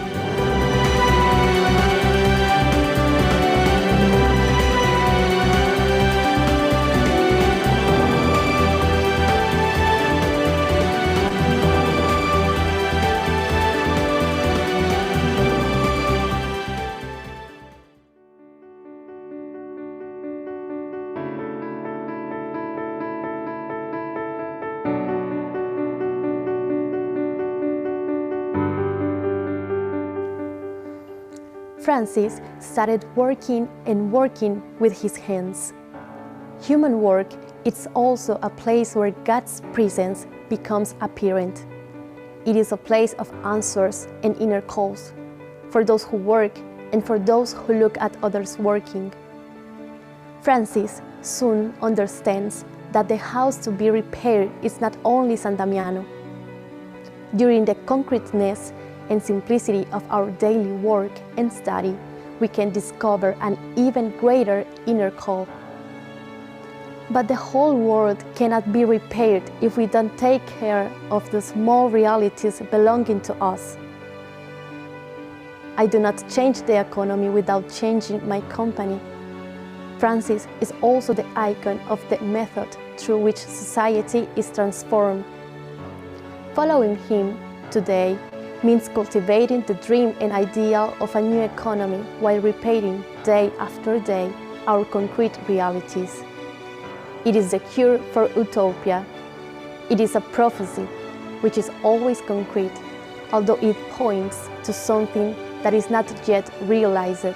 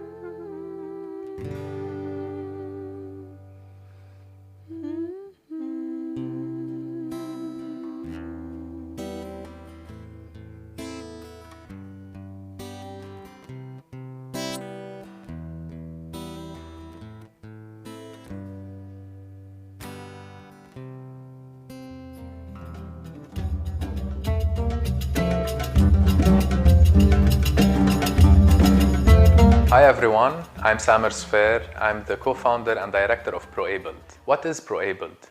It's a mindset. Either you see people as disabled or you see them as professionally abled. And this is the whole idea of the project, to support persons with disabilities get into jobs and live in dignity. Of course, this is not easy. We're changing the culture and the mindset of a society. However, it's very rewarding. When you see the transformation in the lives of persons with hearing, visual, or mobility disability, how they change, how they become productive, how their families change, it's very rewarding, and you see the blessing of Jesus in the eyes of those people. I'll leave you with this 1-minute video about ProAbled in a song.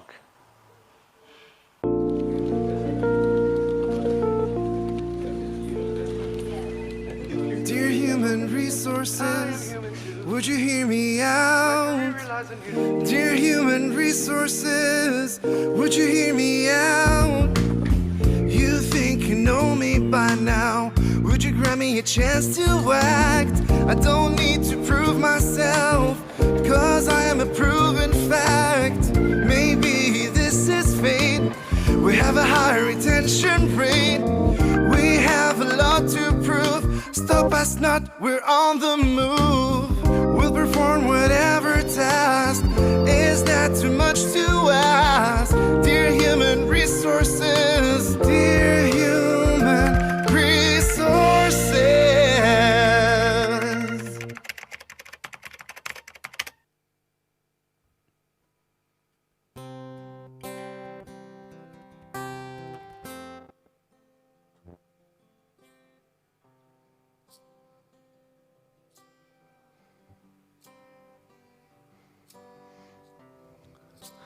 Tears stream down your face when you lose something you cannot replace. Tears stream down your face, and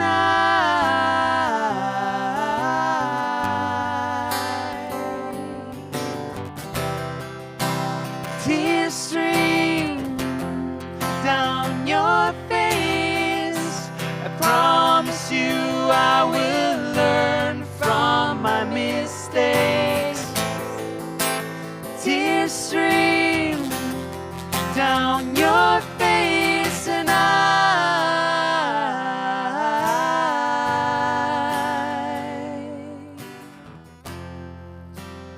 lights will guide you home and ignite your bones. I will try to fix you.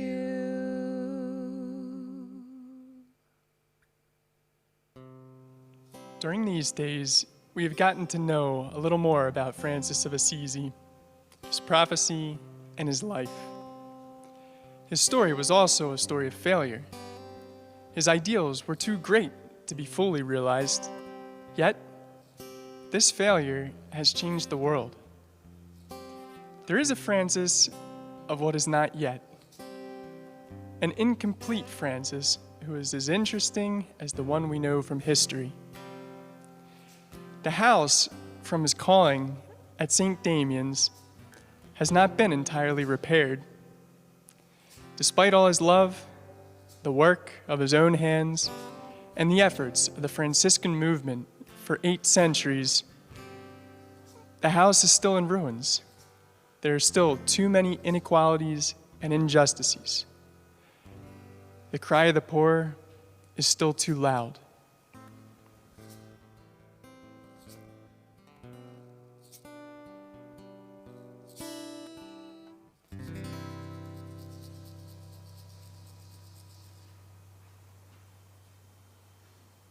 His legacy is ours. His alternative economy, that of possessing nothing and of the highest poverty, has not become the economy of the world.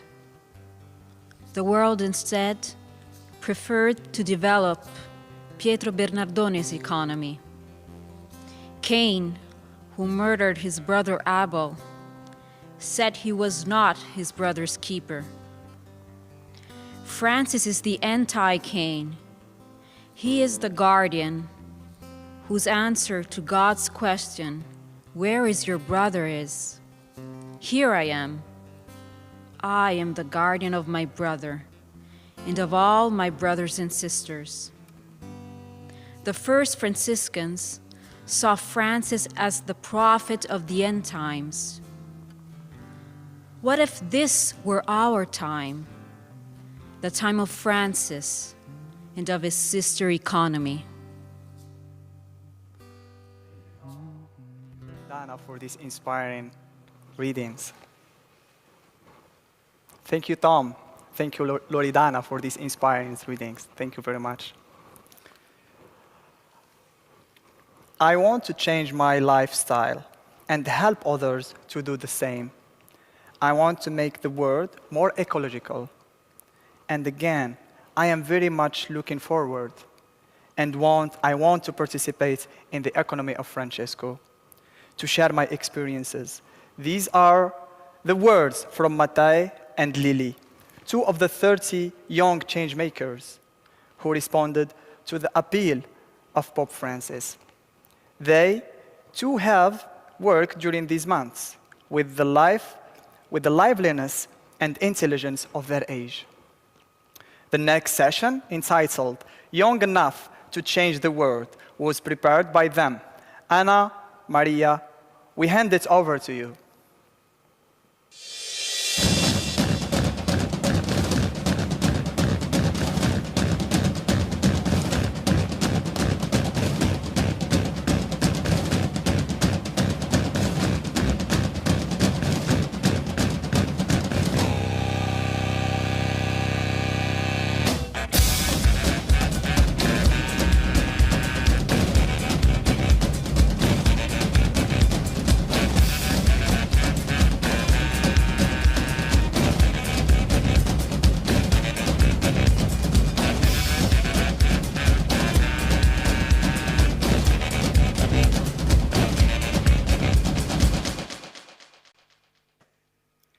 Hello, everybody. I'm Anna Maria. Thank you so much for the introduction. And I'm super excited to welcome you all on behalf of our youngest participants. They're all teenagers, change makers, activists from across the world, and they truly believe that they are young enough to change the world. In the next half an hour, I hope that you will see the intensity, the knowledge, the enthusiasm, and the joy with which they have already begun to create the change that they want to see in the world. Looking at everything that's around us, these young people have given their voice, have experienced these inequalities we've talked about, and have gone ahead to try and change it in their own small ways and then into big ones. So without further ado, first up, we have Lily from Thailand, a young activist and change maker who's fighting against plastic use in her country. Let's listen to Lily.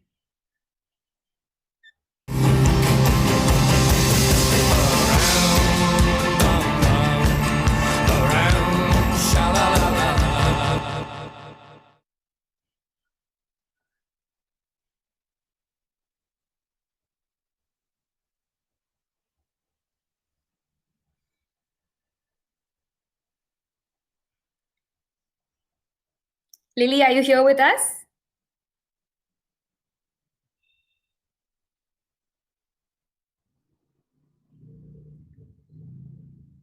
All right, so I'm just going to give the tech team a second to figure out, and we'll soon connect with Lily. In the meantime, though, we have something to get you super prepped. Thank you, Lily. Welcome.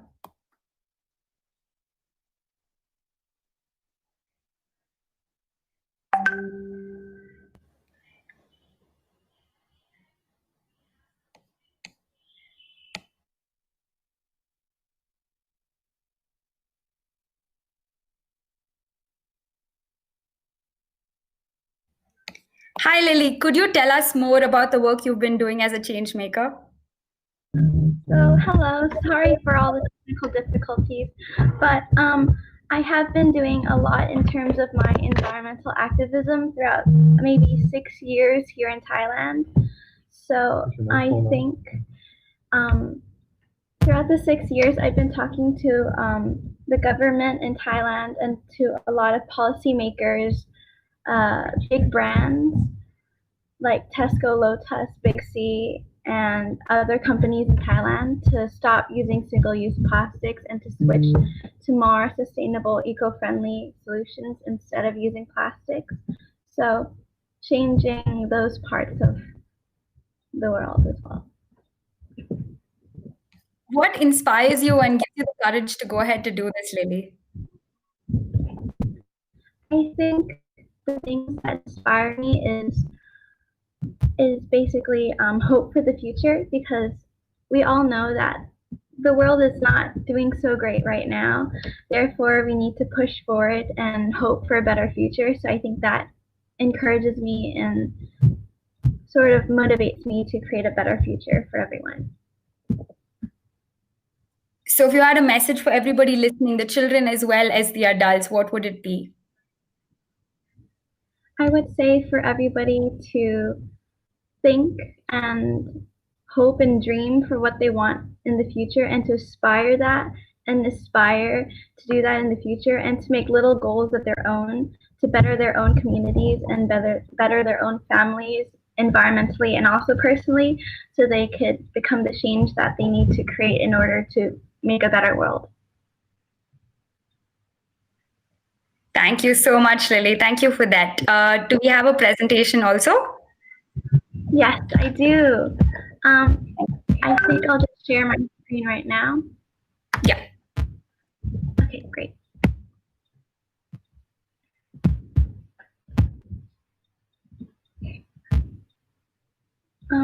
Can everybody see this? Okay, great. Initiating change in Thailand. So hello, everybody. My name is Lily, and I'm a 13-year-old environmental activist from Thailand. And during these last 6 years, I've been talking to change makers all over the world to better our environment and to create a sustainable future for everyone. And during my last 13 years on this planet, there has been a lot of disruption towards our planet, as well as the CO2 levels rising, and plastic pollution is getting worse every single day. And we are currently facing many of these issues. And these issues have started long before I was even born. And right now they're only getting worse. Therefore, we really need to do something about it. And right now, I'm sure everybody knows about these unprecedented times, and we need to do everything we can to do our best to create solutions for these unprecedented times as well. Everything with COVID in this year to the wildfires that are still happening all over the world. And even in my home country, Thailand, there has been major droughts and pollution going on. And these issues affect everyone in the world, because the environment affects us all, and the earth is what we all have in common. Therefore, we all need to collectively come together to solve these issues. This is the decade of action. This is a start of a new decade, meaning it's a new opportunity to make changes for the world to become better in the next future generations.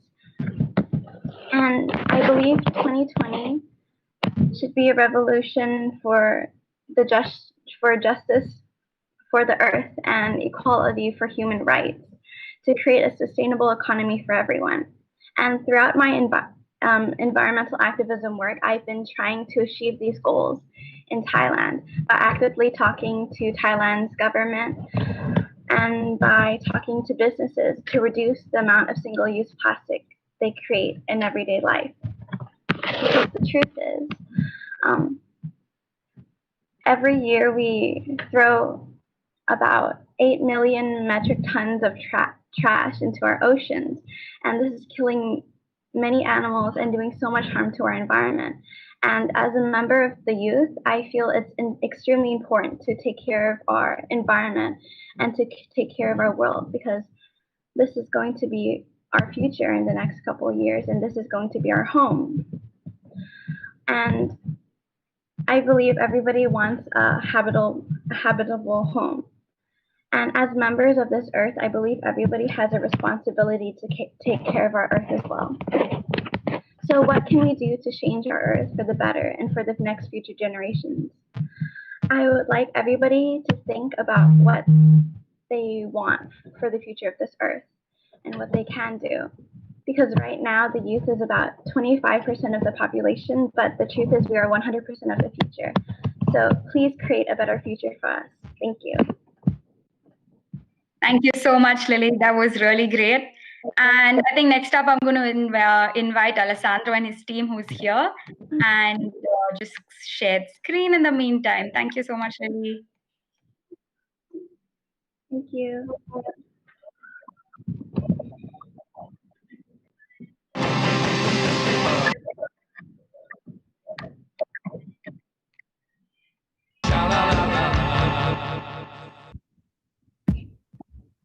All right. So I'd like to know if you guys can see the screen.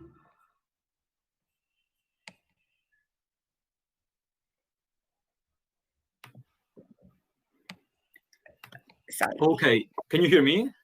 Yes. Okay, good afternoon, everyone, and welcome here at the Economy of Francesco. After a very brief presentation of our research, we would like you to take part in a quiz on water consumption. So please get ready beforehand by searching on Google kahoot.it, opening the first website you find and inserting the pin you see on the shared screen, and you will be ready to go. So now we can shift to the presentation.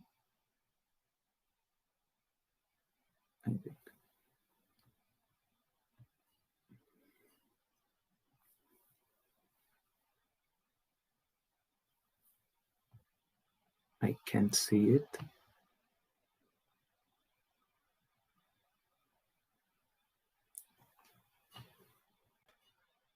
Anna Maria, can you please do the share screen of the presentation? Of the Kahoot itself, right? No, the presentation, the 3 minutes presentation. Okay. Thank you. Cool.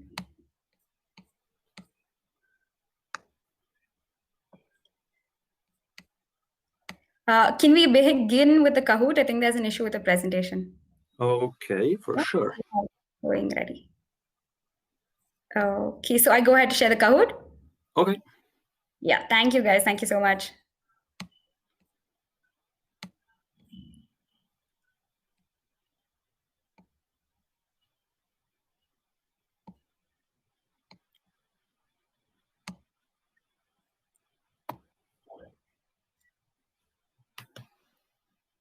Okay, we can wait for the last players and then we can start our Kahoot, yes. And then afterward we'll do the presentation. It's okay. So I think in like 10 seconds we can start if it's okay for you, Anna Maria. You can start in 10 seconds.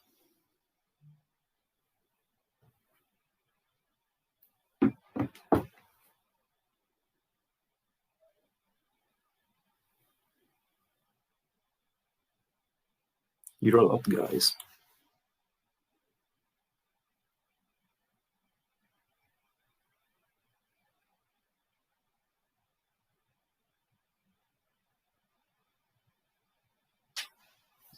Okay, fantastic. We're almost reaching 200. Yeah, we can reach hopefully, and then we yes. can start.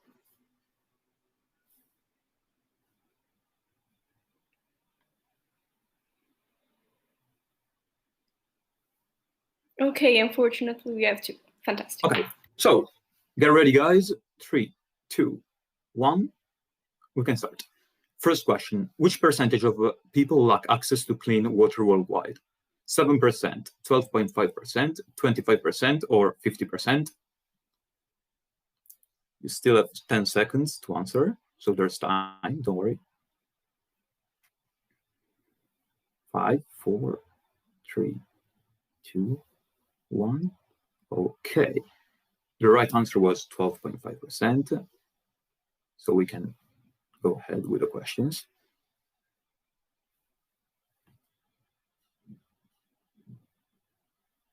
Okay, Charlie's first up to now. Very good. We can continue. Question number 2. How many people die every day from waterborne diseases worldwide? Almost 1,000, almost 2,500, almost 5,000, or almost 7,500? Okay, you have still 5 seconds.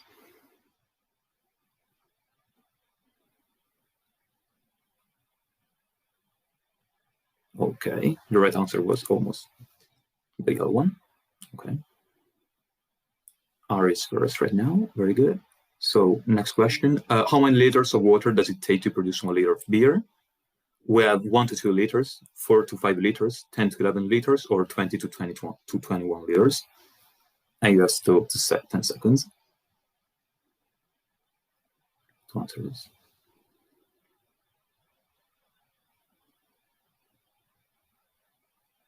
Okay, the right answer was 4 to 5. R is still first on our scoreboard. We can go ahead. Okay. The next question is, how many liters of water does it take to produce an hamburger? A, 840, B, 1,560, C, 3,080, and D, 5,720. 5 seconds left. 4, 3, 2, 1. Okay. Sophie is in the lead. Next question is, in which part of the world people are less likely to have access to clean drinking water? A, South America, B, Africa and South Asia, C, Europe, or D, the Caribbean? 10 seconds left. 5, 4, 3, 2, 1, 0. The correct answer was Africa and South Asia. Sophie is still in the lead. The next question is, what is the main cause of unsafe drinking water? A, fecal waste, B, bacteria, C, contamination, or D, pesticide? You have 11 seconds to answer. 5 seconds left.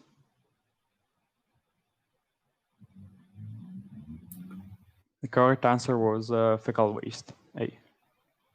Maggie is in the lead now. We can now go ahead. Which percentage of the arable land in Africa is properly irrigated?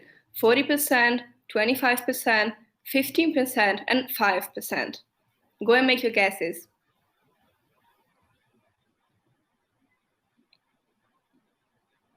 Still 5 seconds left. A lot of people are answering. Perfect. Fantastic. Okay, fantastic. So Maggie is first. Well done, Maggie. Let's go ahead.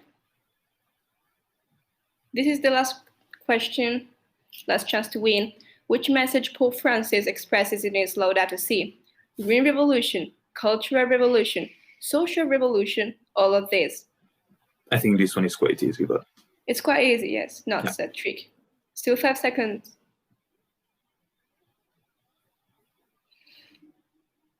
Okay. Okay. Let's see the podium. So at the third place, Will, well done. Second place, 7 out of 8, Maggie, well done still. And first place, let me see who's got forced air. Well done, all of you guys. You did a really nice job.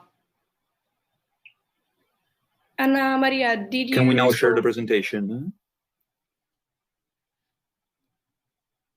Oh, thank you very much. Fantastic, fantastic. So, right after we found out more than 1 year ago that Pope Francis wanted to launch this global gathering addressed to young people who want to change the economy of tomorrow, our economics professor, Mr. Polimeni, asked us if we wanted to work on a research project on water conservation. And me, Carlo, and Martina responded excitedly. So, next slide. But who are we? My name is Alessandro Cervi Gambaro, and together with Martina Sampietro and Carlo De Vecchi, we are 3 high school students from Collegio San Carlo in Milan, Italy. Next, please.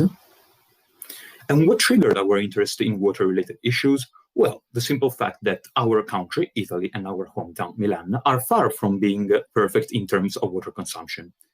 Italy has the second highest per capita abstraction of fresh water in Europe, and our hometown, Milan, has one of the highest per capita domestic water consumption levels in Europe, as well as the highest per capita consumption of plastic water bottles, and the lowest total charges for water consumption among major European cities.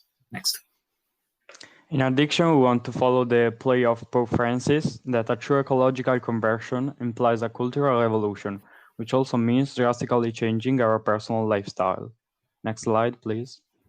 Therefore, we decided to conduct an empirical research on water consumption habits under the supervision of our Prof. Giulio Polimeni.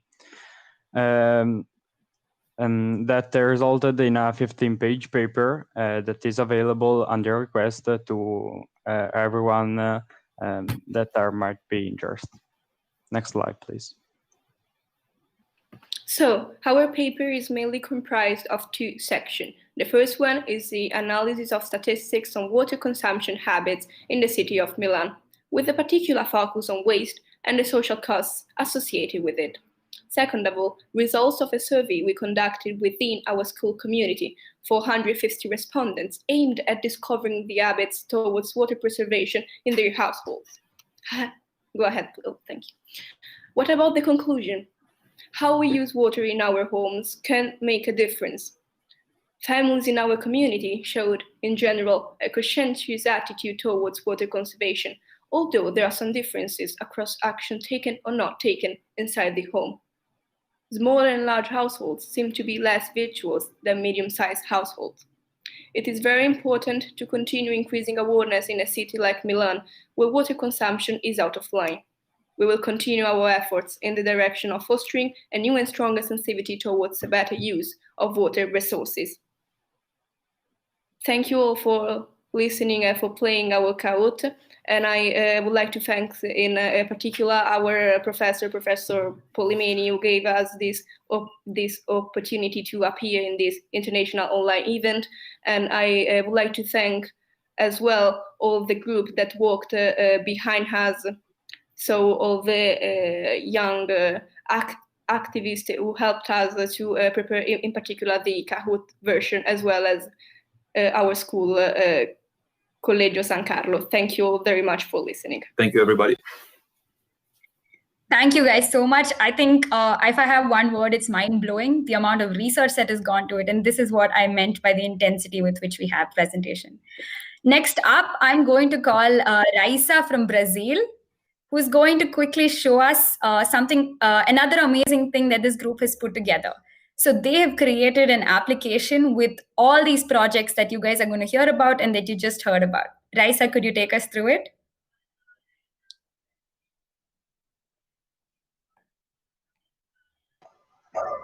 Thank you, Ana Maria. Hi, everybody. I'm here to tell that we made application to show all of our projects that we made in Economia Francesco and all of there. So you can scan this QR code in the screen and download the application. Unfortunately, it just works on Android, on cell phones and tablets, but you can download the app and there you will find a little explication about our projects and our social medias to contact us and some news about the event and our projects. Thank you so much, Raisa. So I hope you guys can go ahead and check out the QR code. You can look at all their projects. And this is what I meant by their attention to detail and how hands-on it is. And we're going to listen to some of these projects and the youngsters behind them. So I invite, stay tuned. Thank you.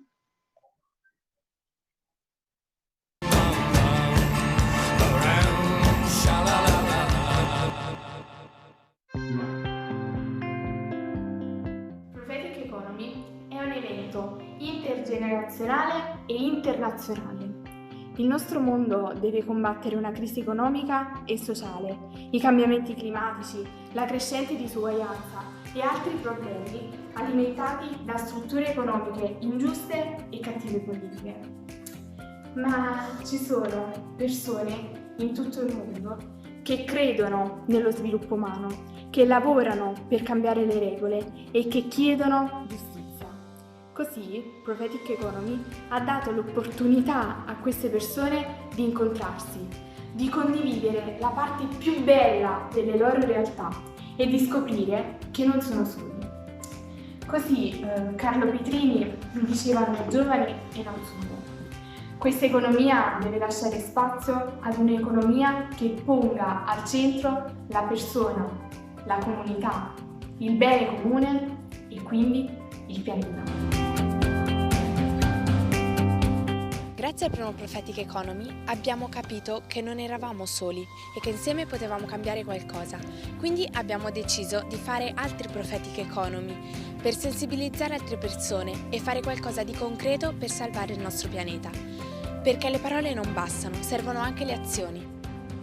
Prophetic Economy è stato l'inizio di un processo che mi ha insegnato ad ascoltare il grido dei poveri e il grido della terra.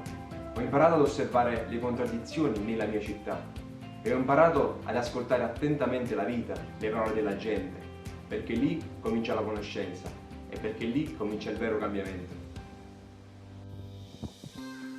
Prima di Prophetic Economy ero già a conoscenza di queste tematiche, ma non sapevo cosa fare di concreto. Grazie a Prophetic Economy ho capito cosa potevo fare per essere partecipe di questo cambiamento. Ciò che mi ha colpito di più di questa giornata di Prophetic Economy Young è stato sicuramente il dialogo intergenerazionale con persone più grandi di noi e quindi siamo venuti a conoscenza delle loro esperienze e di quanto effettivamente loro pongano la loro fiducia nei nostri confronti. D'altronde noi ragazzi siamo il futuro della nostra società e del mondo, quindi spetta a noi fare una vera rivoluzione se vogliamo il cambiamento. In questi ultimi anni l'economia è diventata sempre più consumista e individualista e Prophetic Economy mi ha aiutato a capire che bisogna fare qualcosa, è necessario, perché un'economia deve essere circolare e deve essere a disposizione di tutti e non solo per pochi a discapito di molti, e quindi mi riporterò sempre dietro questo pensiero. Prophetic Economy, l'economia del futuro, ma soprattutto del presente. Siamo giovani, ma questo non vuol dire che non possiamo cambiare l'economia e soprattutto il mondo. Questo è quello che mi porto appunto da Prophetic Economy, che è stato un momento in cui abbiamo condiviso tante esperienze anche con gli adulti e con altri ragazzi come noi. Prophetic Economy è stata una bella esperienza, ma non è stato altro che l'inizio di una svolta che è avvenuta in molte persone che ci hanno partecipato. Ha acceso in noi un processo di cambiamento che ognuno ha proiettato nella propria quotidianità. La nostra vita l'abbiamo cambiata migliorando le nostre abitudini, consapevoli che si parte da piccoli gesti. Siamo diventati più sensibili, imparando ad informarci, più consapevoli che noi ragazzi possiamo essere partecipi del cambiamento di questa economia. Ci ha invogliato a partecipare a eventi che possano valorizzare le nostre proposte e fare reti con nuovi amici per superare insieme queste sfide.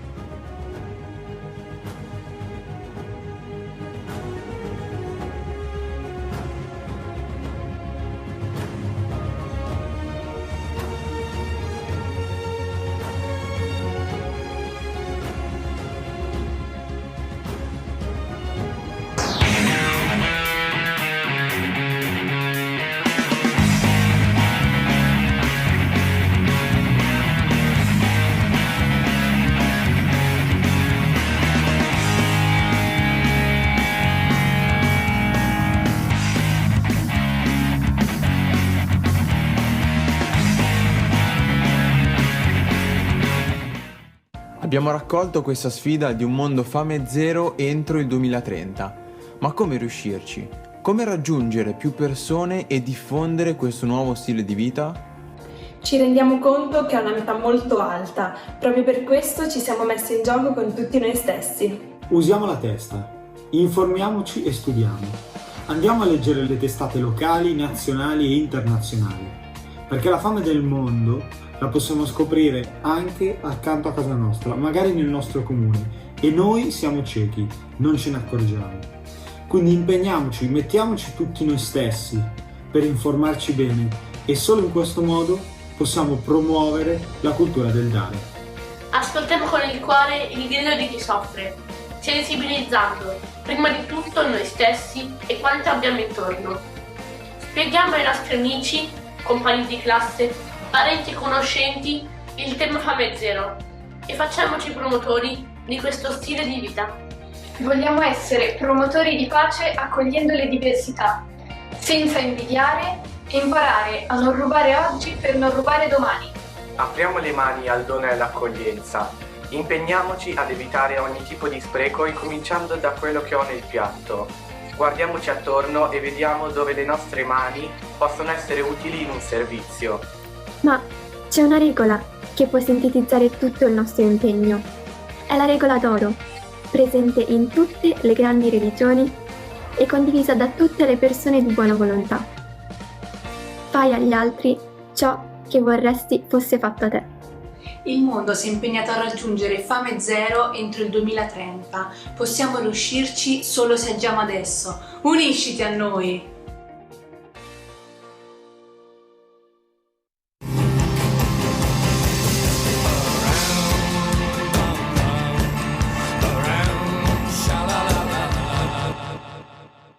Hi everybody, I'm Simona, I'm 17. I, with the other guys, decided to create the artistic group for the meeting because we believe that joy and creativity are some features of us, young people. We decided to involve also the Rulli Frulli band, an inclusive band that use also some recycled materials to their instrument. We worked with the master of this band and we are very happy for the job and also so proud because we work together and losing our first idea, but to create a great and more wonderful experience. Bye!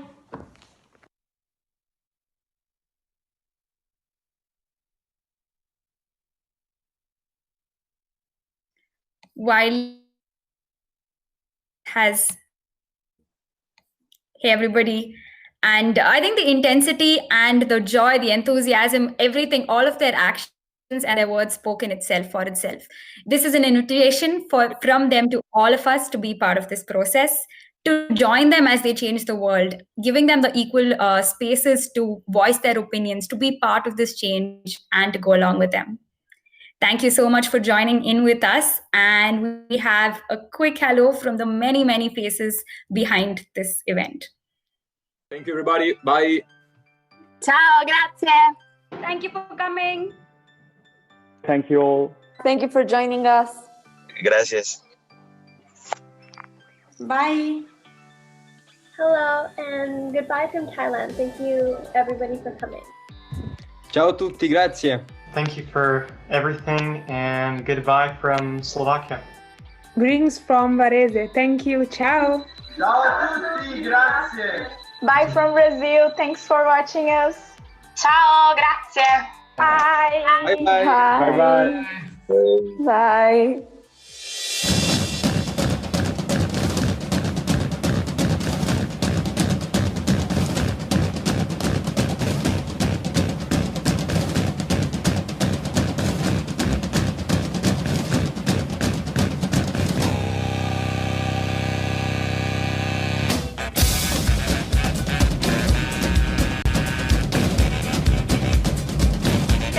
Thank you.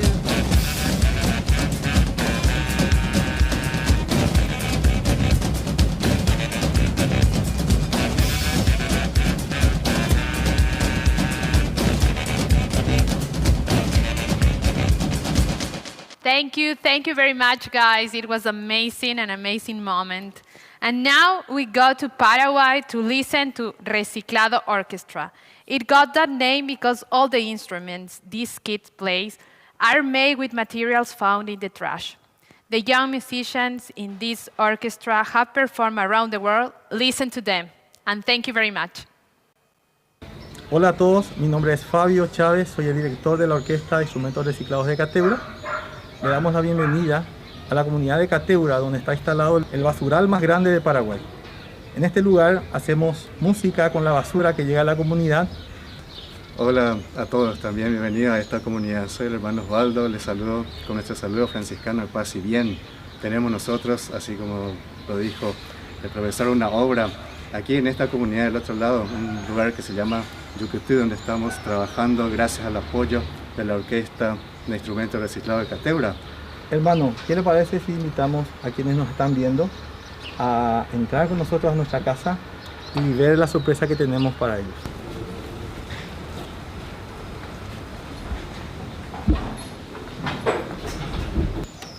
Queremos enviarles este saludo musical a todos ustedes desde Cateura, Paraguay, donde transformamos la basura en música.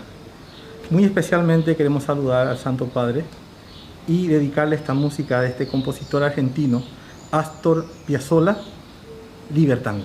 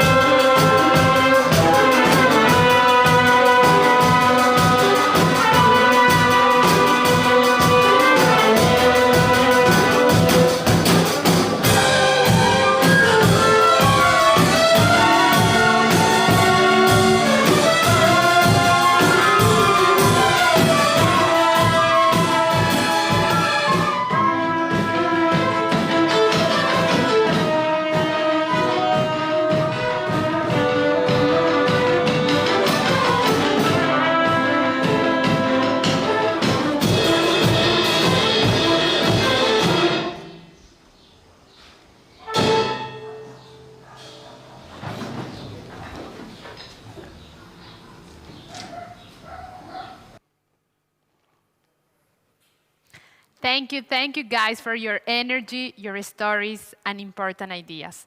Let's continue to work together and build the economy of Francesco. We are coming to the end of these 3 truly extraordinary days. We will soon hear the message that Pope Francis has prepared for us. But first, we still have some time to be together. We want to take this opportunity to thank you in a very special way to the Franciscan families, the Cittadella Pro Civitate Cristiana, and the Shrine of the Renunciation, the press office of the Sacro Convento of Assisi, for having collaborated with the organizing committee in carrying out the event, and the media of the Vatican News for sharing the online transmission. We also thank all those who have contributed to financially supporting the event and the process leading up to the economy of Francesco. Alma Laurea, Maria Madre de la Providencia Onlus Association, Banca Etica Group, Mediolanum Bank, EON, Fundraiser for Passion, G Group, Abacus, Ubu Bank. And we thank in a special way Feder Case for supporting the technical part of this event. We would also like to thank some private individuals who have very generously helped to found the economy of Francesco. In particular, the Ferrucci family from Italy and Koen van Roysel from Belgium. Of course, it will be impossible to recognize everyone who helped make this event possible by name. However, every contribution is important. Thank you with all our hearts. And now back to the program. Dear friends, are you there? Of course you are. We can see you. There are so many. Right, Jenna? Right.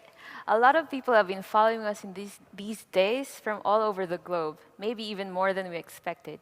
But I have a feeling that some of those who are following us right now have just arrived. Welcome aboard the Economy of Francesco flight and non-stop service to any economy. At this time, make sure your seatbelts and tray tables are in their full upright position and that your seatbelt is correctly fastened. Your portable electronic devices must be on. A little over a year ago, the Economy of Francesco began this journey with young economists, entrepreneurs, and change makers from all over the world.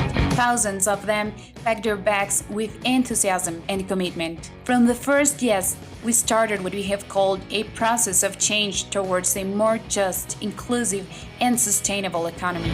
Our itinerary had the first stop scheduled for March in Assisi, and although many of us had one foot on the plane, the pandemic made us miss our flight, but not our direction. This is a time of silence, respect, solidarity, sympathy, unity, and care. Quando a emergência acabar, ainda estaremos comprometidos em construir nosso futuro.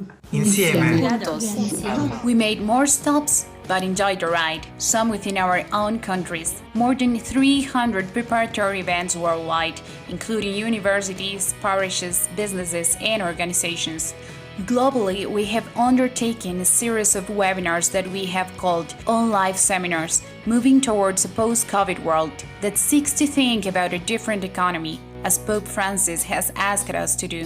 One that brings life and not death. We wish to build a new economy and a new world where no one is left behind. There are inequalities that are related to health, life expectancy, educational attainment, well-being. One that is inclusive and not exclusive.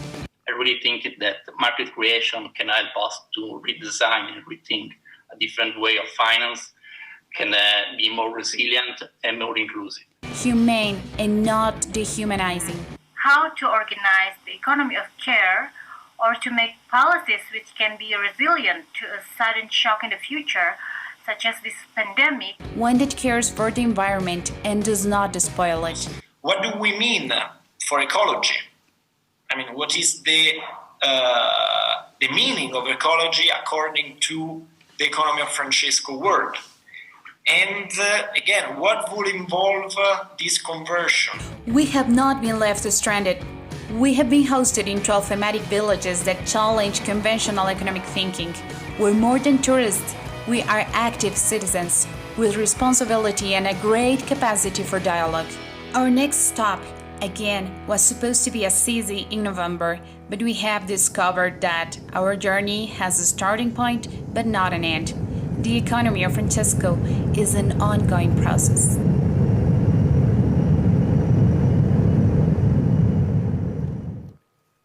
The one word to say today, the word for this moment can be only thank you.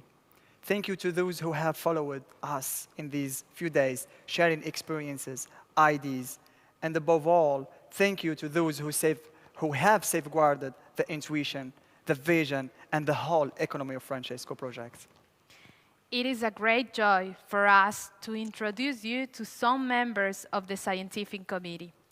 The economist Luigino Bruni, professor of LUMSA University in Rome, and scientific director of EOF, Economy of Francesco. Luca Crivelli, director of the Department of Business Economy, Health, and Social Care of the SUPSI University.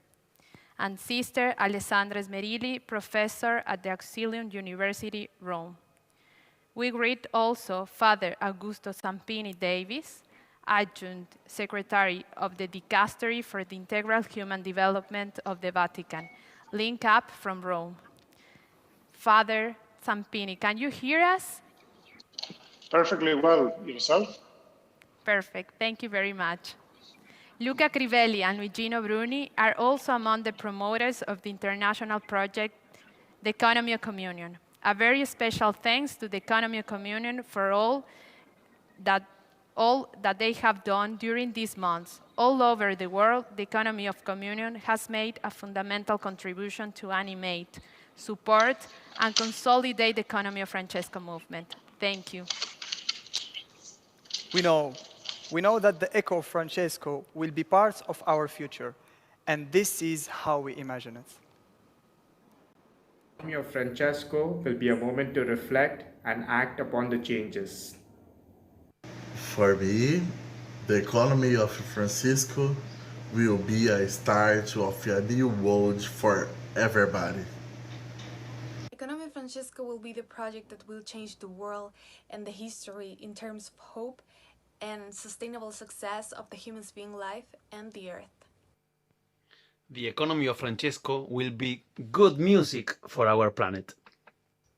The Economy of Francesco will be the starting point of a network for the economy of the future. The Economy of Francesco will be a school of change, a community of change makers, following the example of Christ. La economía de Francisco será una oportunidad para maternizar la economía global y poder resolver los problemas del mundo. The Economy of Francesco will be a gift for all living beings on this earth. The Economy of Francesco will be a better world for our children. L'économie de Francesco sera un souffle nouveau pour l'économie mondiale. Vive l'économie de Francesco.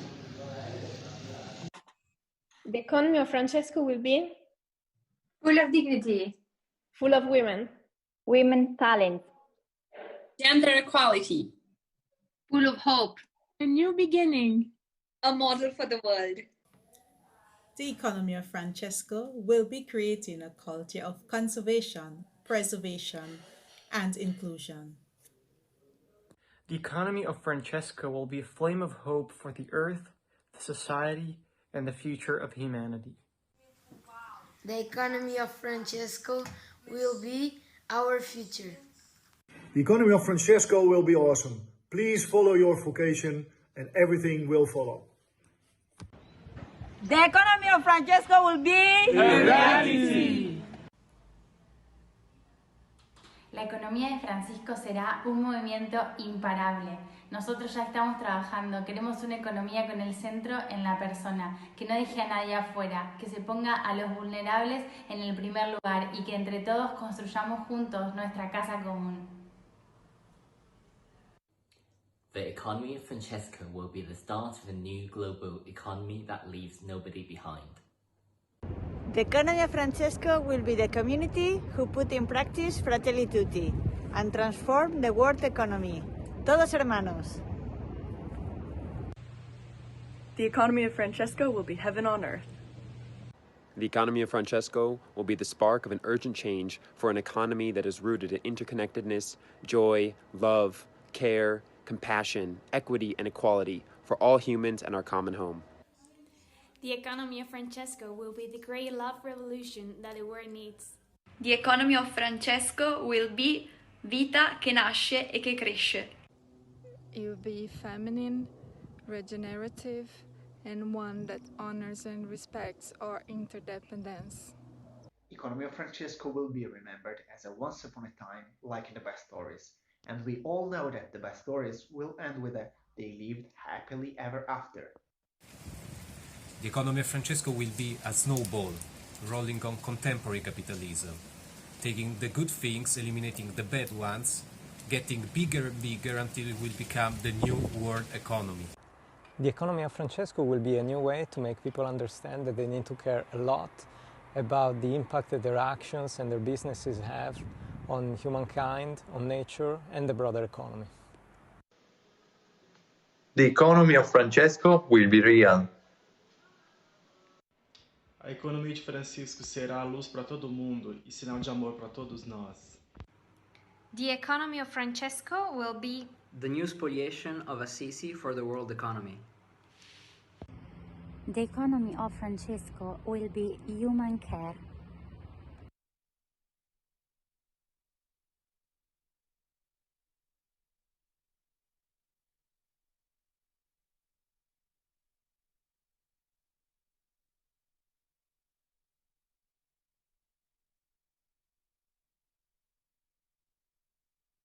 Father Zampini, the floor is yours.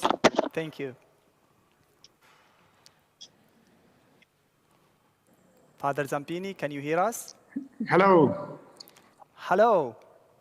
Yes, can you hear me? You're very welcome. Hello, greetings greetings to all and congratulations to the wonderful organization.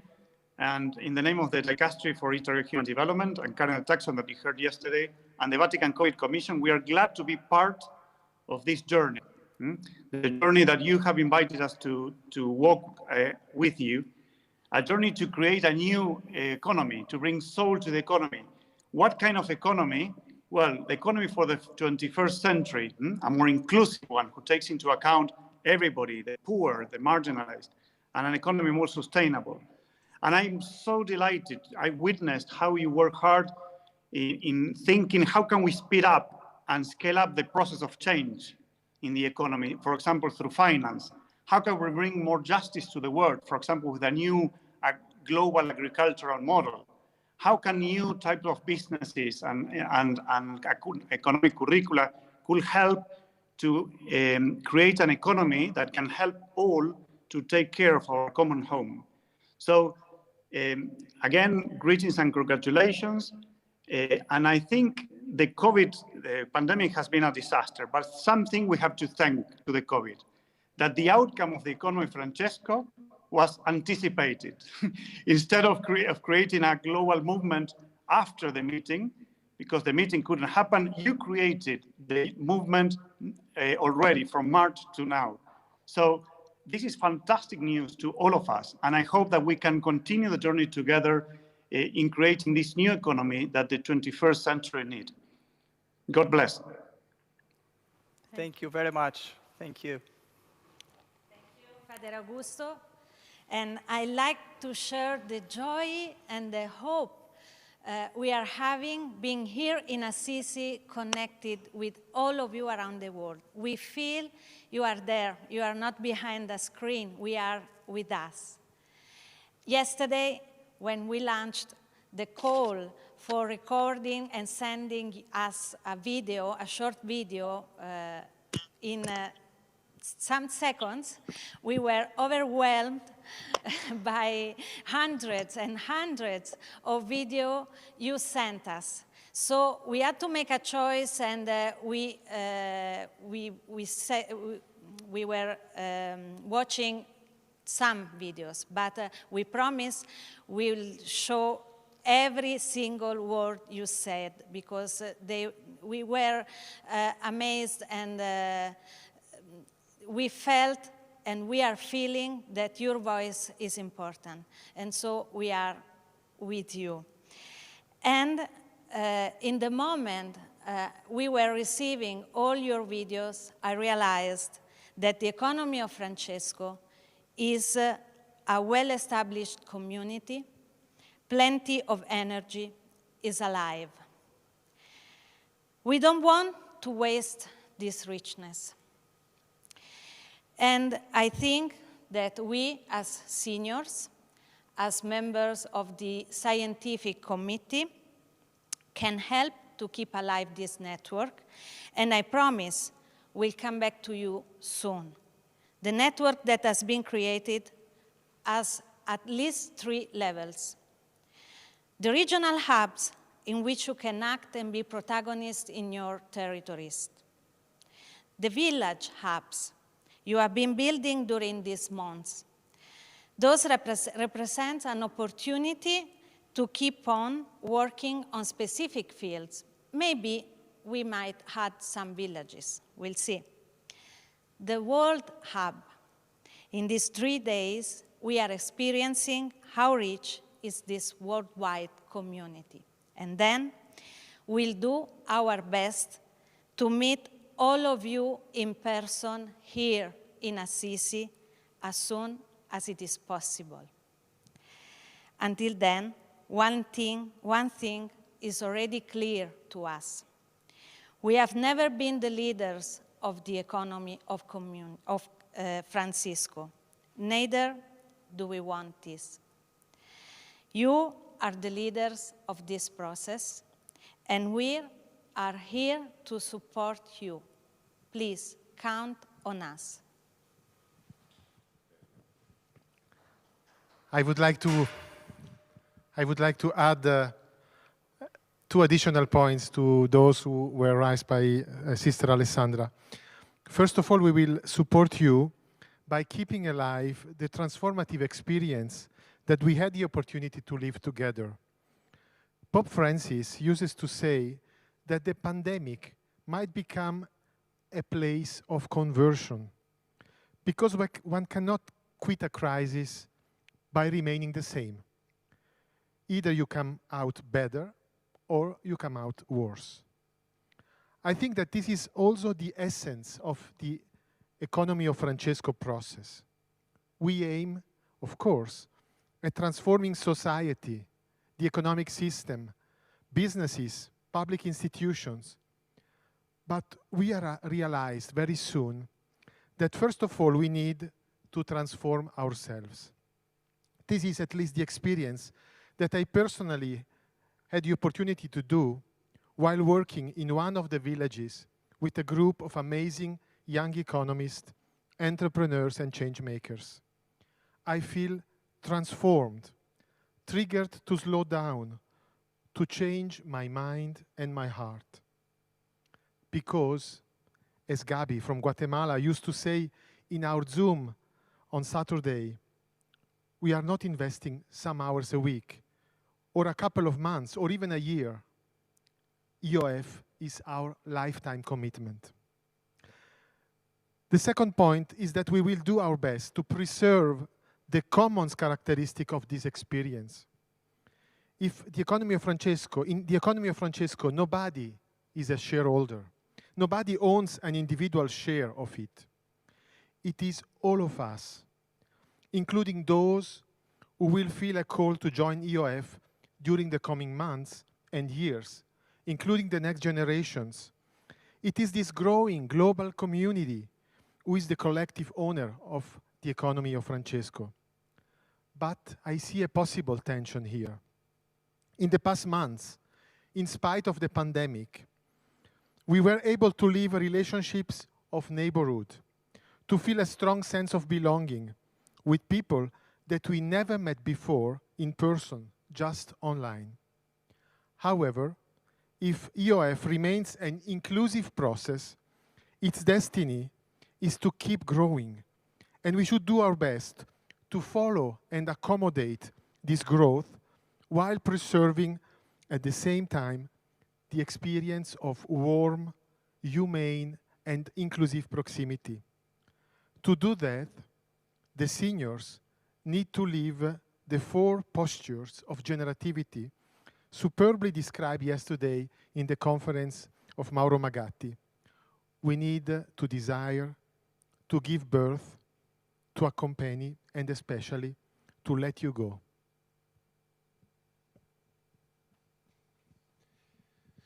Thank you. Thank you, Luca. Thank you, Alessandra, Father Augusto. Thank you to everybody, in particular to my friend, brothers and sisters of the organizing committee, the Bishop of Assisi, Domenico Sorrentino, Francesca, Serafico, the mayor, Stefania, and all the staff, we started this adventure to help Pope Francis, Papa Francesco, for his dream. Because when we met him, he said, I dream to meet young people. I really want to do something for them, especially in economics. Then thank you to everybody. Thank you in particular to you. We were impressed in the backstage watching these extraordinary days, because it was totally more than the ordinary, totally unexpected, totally surprising. Really, we were often very moved in watching what you were doing there. But we were also impressed by your way of dressing, for your clothes, because you are very elegant in the screen, like a graduation day. It was a graduation day of Economy of Francesco. Maybe it's the first degree, it's the bachelor. We can do more with a master, with a PhD. But as in the graduation day in the family, the parents are in the backstage, they prepare, they cook, they clean, but in the moment of celebration is the celebration of the youth, of the boys and girls, not the celebration of adults, of the parents. We tried, we did our best to make this celebration, this graduation day, this year, almost more than 1 year of preparation for you. Second, sorry, or excuse me, because probably we did our best, but there was not enough Africa, there was not enough South America, there was not enough poor people. We started with Paris, with ATD Carte Monde, as a symbolic beginning. But maybe the poor people were not enough during these days, but we are 1 year for doing more, for having more Africa, more South America, more Asia, more indigenous people, economies, traditional community, informal economy, so. And then, sorry for that, but really we are here, we would like to continue with you. We don't leave you alone with the all organized committee. At first, thank you to Pope Francis, Papa Francesco, who believed, who trusted us, trust you as young people for this movement of economists and entrepreneurs. And finally, thanks to St. Francis, Francesco, because we realize that Francesco is still alive. He's very young, he's very modern, he's very post-modern. The economy of Francesco, of course, has 8 centuries, but is still to come, because it's the economy of the present, it's the economy of the future, it's the economy of you. But, sorry, can I ask a question to Amin? Because I think Catalina and Amin, Niado and Jenna, our friends Valentino, Loredana, they were really also Chiara, Maria, that maybe they say not here with us. They were very important for us. Just can I ask something personal? Sure. Yeah, of course. I know that you are from Islam. You are Muslim, no? Okay. Then, which experience you lived in presenting the economy of Francesco coming from another religion? Wow, unexpected question. Well, actually, I am very honored and proud to be protagonist of the economy of Francesco. And actually, that's what Pope Francis said in Fratelli Tutti. I was like so happy to read Fratelli Tutti by Pope Francis, and he was like saying we should invest more in our diversity to reach this common goal, which is universal brotherhood. And I think I feel so blessed to be here among you. And thank you for giving us this opportunity to be more protagonists of Francesco economy. And this is, as you said, this is just the beginning. And we look forward for the future, for the best future for all of us. Thank you. Thank you. So I would like to thank Professor Bruni, Crivilli, Smirilli, and Father Zamani. Thank you very much. Sorry if I spell it badly. Zampini. Father Zampini. Thank you very much. Thank you very much. And now we would like to give also the floor to Niado again. Can you give us a song? Thank you.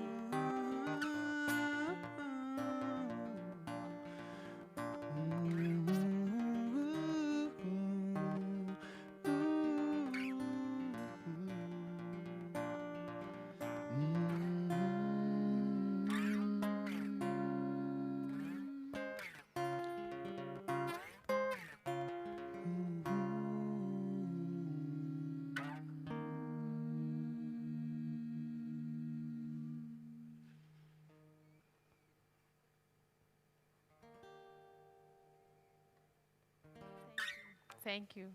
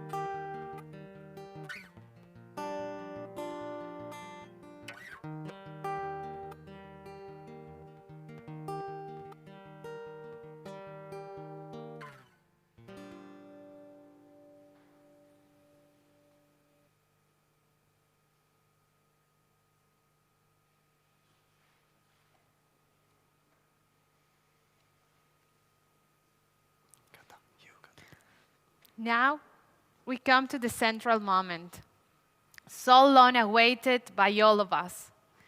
We are here because we responded to his letter, his invitation, his call, which we recognize as our call. Let us be silent for a few moments to prepare ourselves.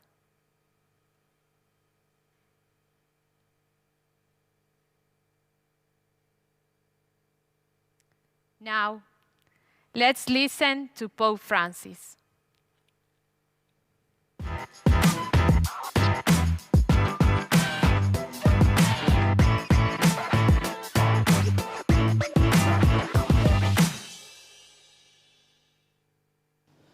Cari giovani, buon pomeriggio. Grazie per essere lì, per tutto il lavoro che avete fatto, cari giovani, per l'impegno di questi mesi. Grazie malgrado i cambi di programma. Per tutto il lavoro non vi siete scoraggiati, anzi ho conosciuto il livello di riflessione, la qualità, la serietà e la responsabilità con cui avete lavorato. Non avete traslasciato nulla di ciò che vi dà gioia, vi preoccupa, vi indigna e vi spinge a cambiare. L'idea originaria era di incontrarci ad Assisi per ispirarci sulle orme di San Francesco. Dal crocifisso di San Damiano e da altri volti, come quello del lebbroso, il Signore gli è andato incontro, lo ha chiamato e gli ha affidato una missione, lo ha spogliato delle idoli che lo isolavano, delle perplessità che lo paralizzavano e lo chiudevano nella solita debolezza del sì è sempre fatto così. Questa è una debolezza, o della tristezza dolciastra e insoddisfatta di quelli che vivono solo per se stessi, e gli ha regalato la capacità di intonare un canto di lode, espressione di gioia, di libertà e dono di sé. Perciò questo incontro virtuale ad Assisi per me non è un punto di arrivo, ma la spinta iniziale di un processo che siamo invitati a vivere come vocazione, come cultura e come patto. Come vocazione, come cultura e come patto. La vocazione di Assisi. Francesco va, ripara la mia casa che come vedi è in rovina. Queste furono le parole che smossero il giovane Francesco e che diventano un appello speciale per ognuno di noi. Quando vi sentite chiamati, coinvolti e protagonisti della normalità di costruire, voi sapete dire sì, e questo dà speranza.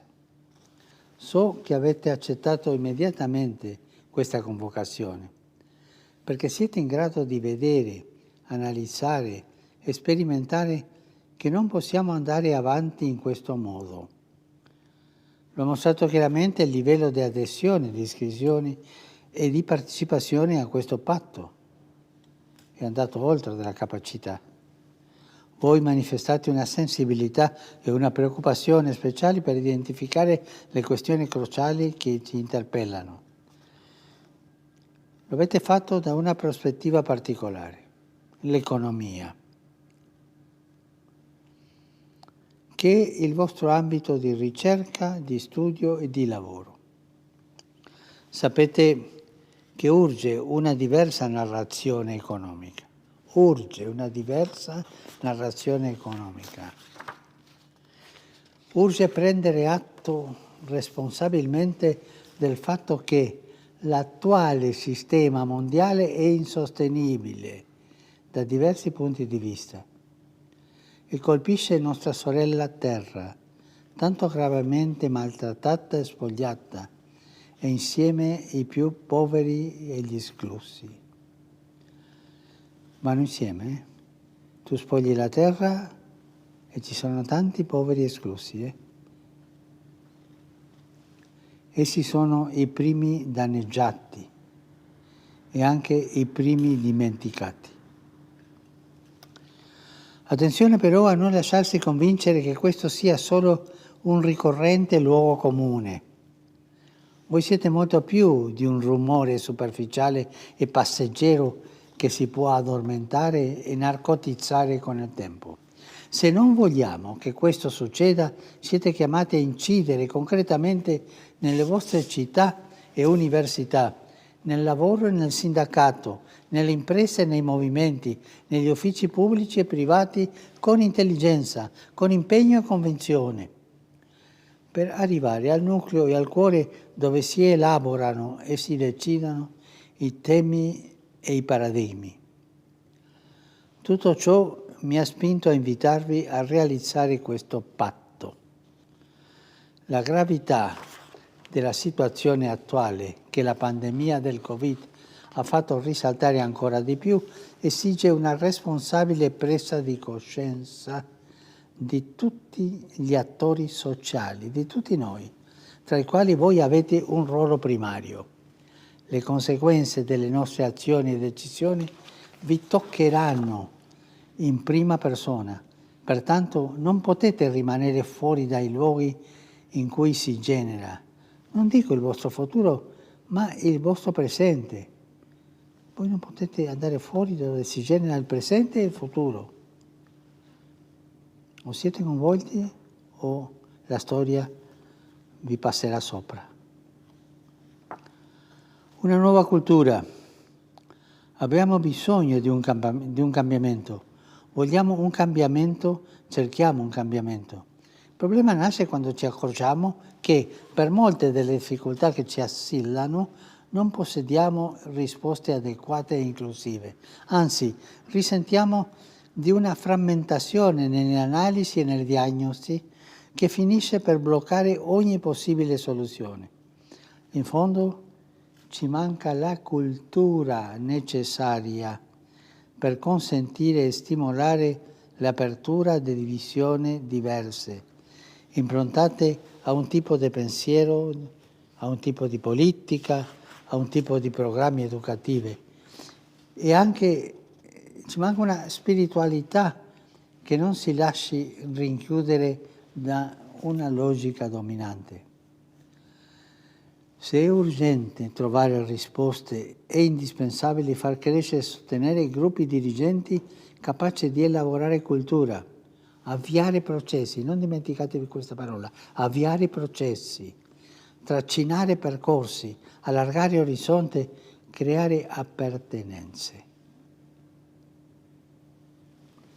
Ogni sforzo per amministrare, curare e migliorare la nostra casa comune, se vuole essere significativo, questo sforzo richiede di cambiare gli stili di vita e modelli di produzione e di consumo, le strutture consolidate di potere che oggi regolano la società.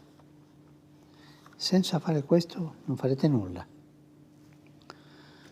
Abbiamo bisogno dei gruppi dirigenti comunitari e istituzionali che possano farsi carico dei problemi senza restare prigionieri di essi e delle proprie insoddisfazioni e così sfidare la sottomissione, spesso inconsapevole, a certe logiche ideologiche che finiscono per giustificare e paralizzare ogni azione di fronte alle ingiustizie.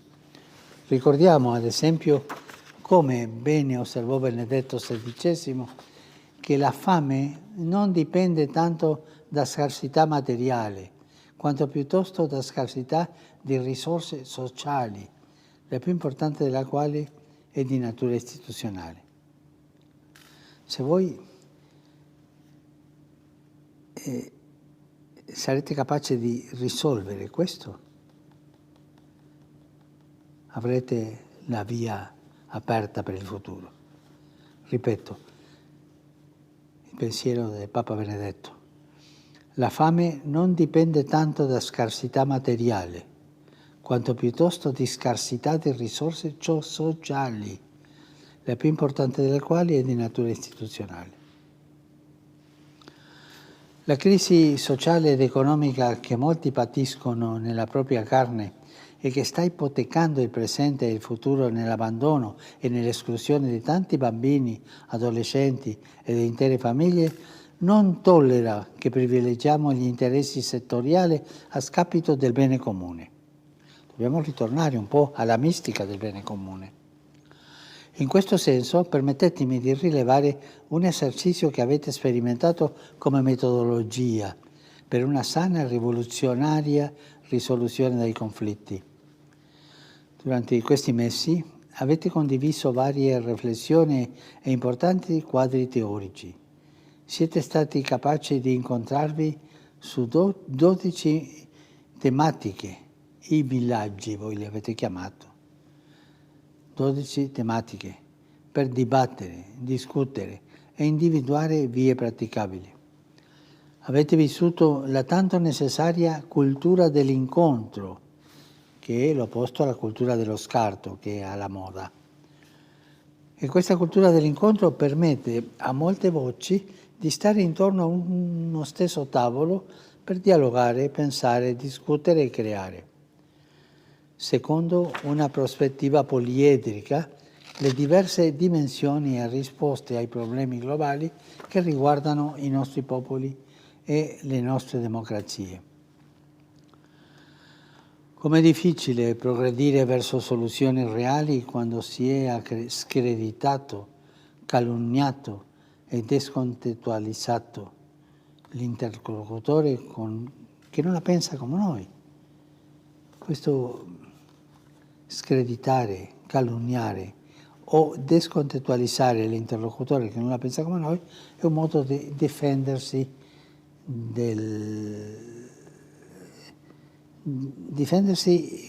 codardemente delle decisioni che io dovrei assumere per risolvere tanti problemi.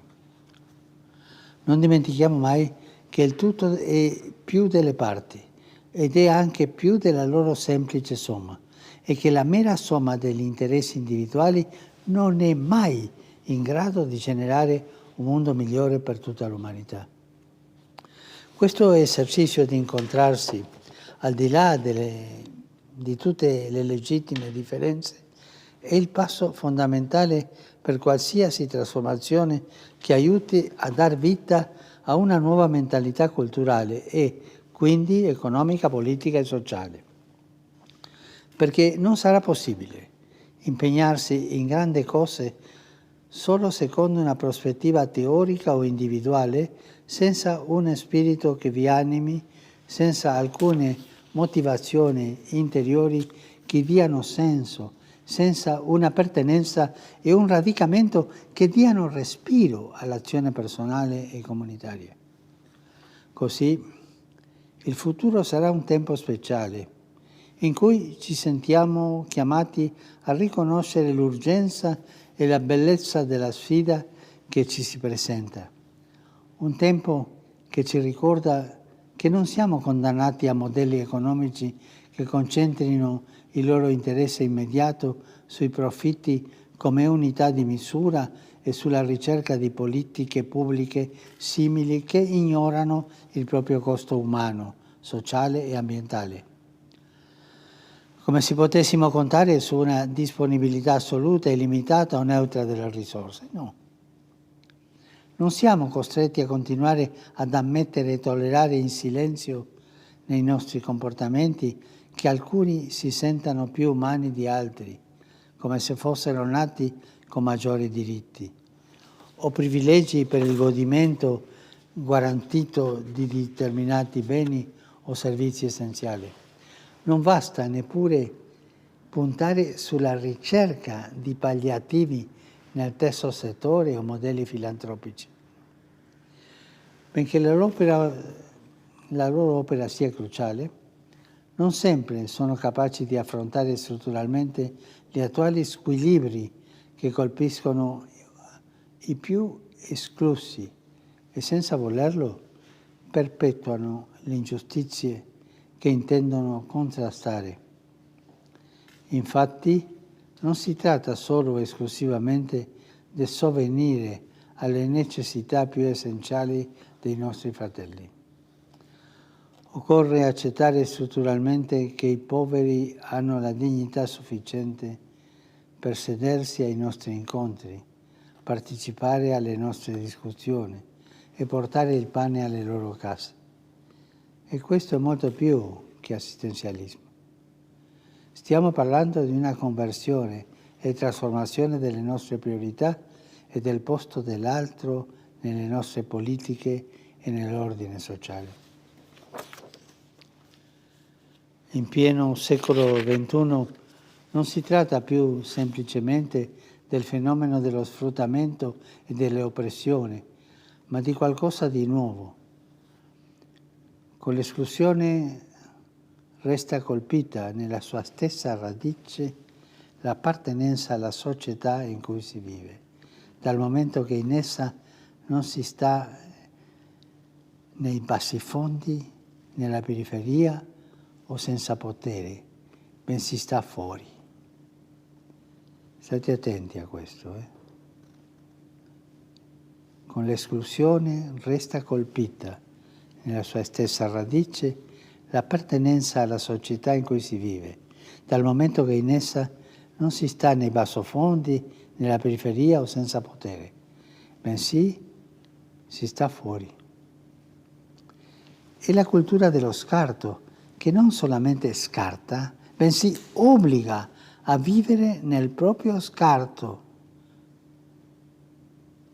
resi invisibili al di là del muro dell'indifferenza e del conforto. Io ricordo la prima volta che ho visto un quartiere chiuso. Io non sapevo che esistessero. È stato nel 1970. Io sono dovuto andare a visitare dei noviziati della compagnia e sono arrivato a un paese e poi andando per città mi hanno detto no, da quella parte non si può andare perché quello è un quartiere chiuso. Dentro c'erano dei muri e dentro c'erano le case, le strade, ma chiuso. Cioè un quartiere che vive nell'indifferenza.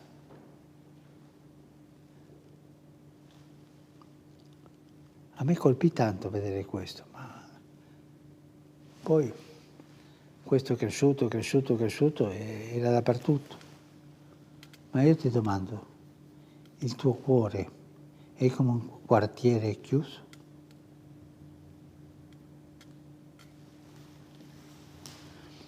Il patto di Assisi. Non possiamo permetterci di continuare a rimandare alcune questioni. Questo enorme e improrogabile compito richiede un impegno generoso nell'ambito culturale, nella formazione accademica e nella ricerca scientifica, senza perdersi in un modo intellettuale o poste ideologiche che ci sono isole,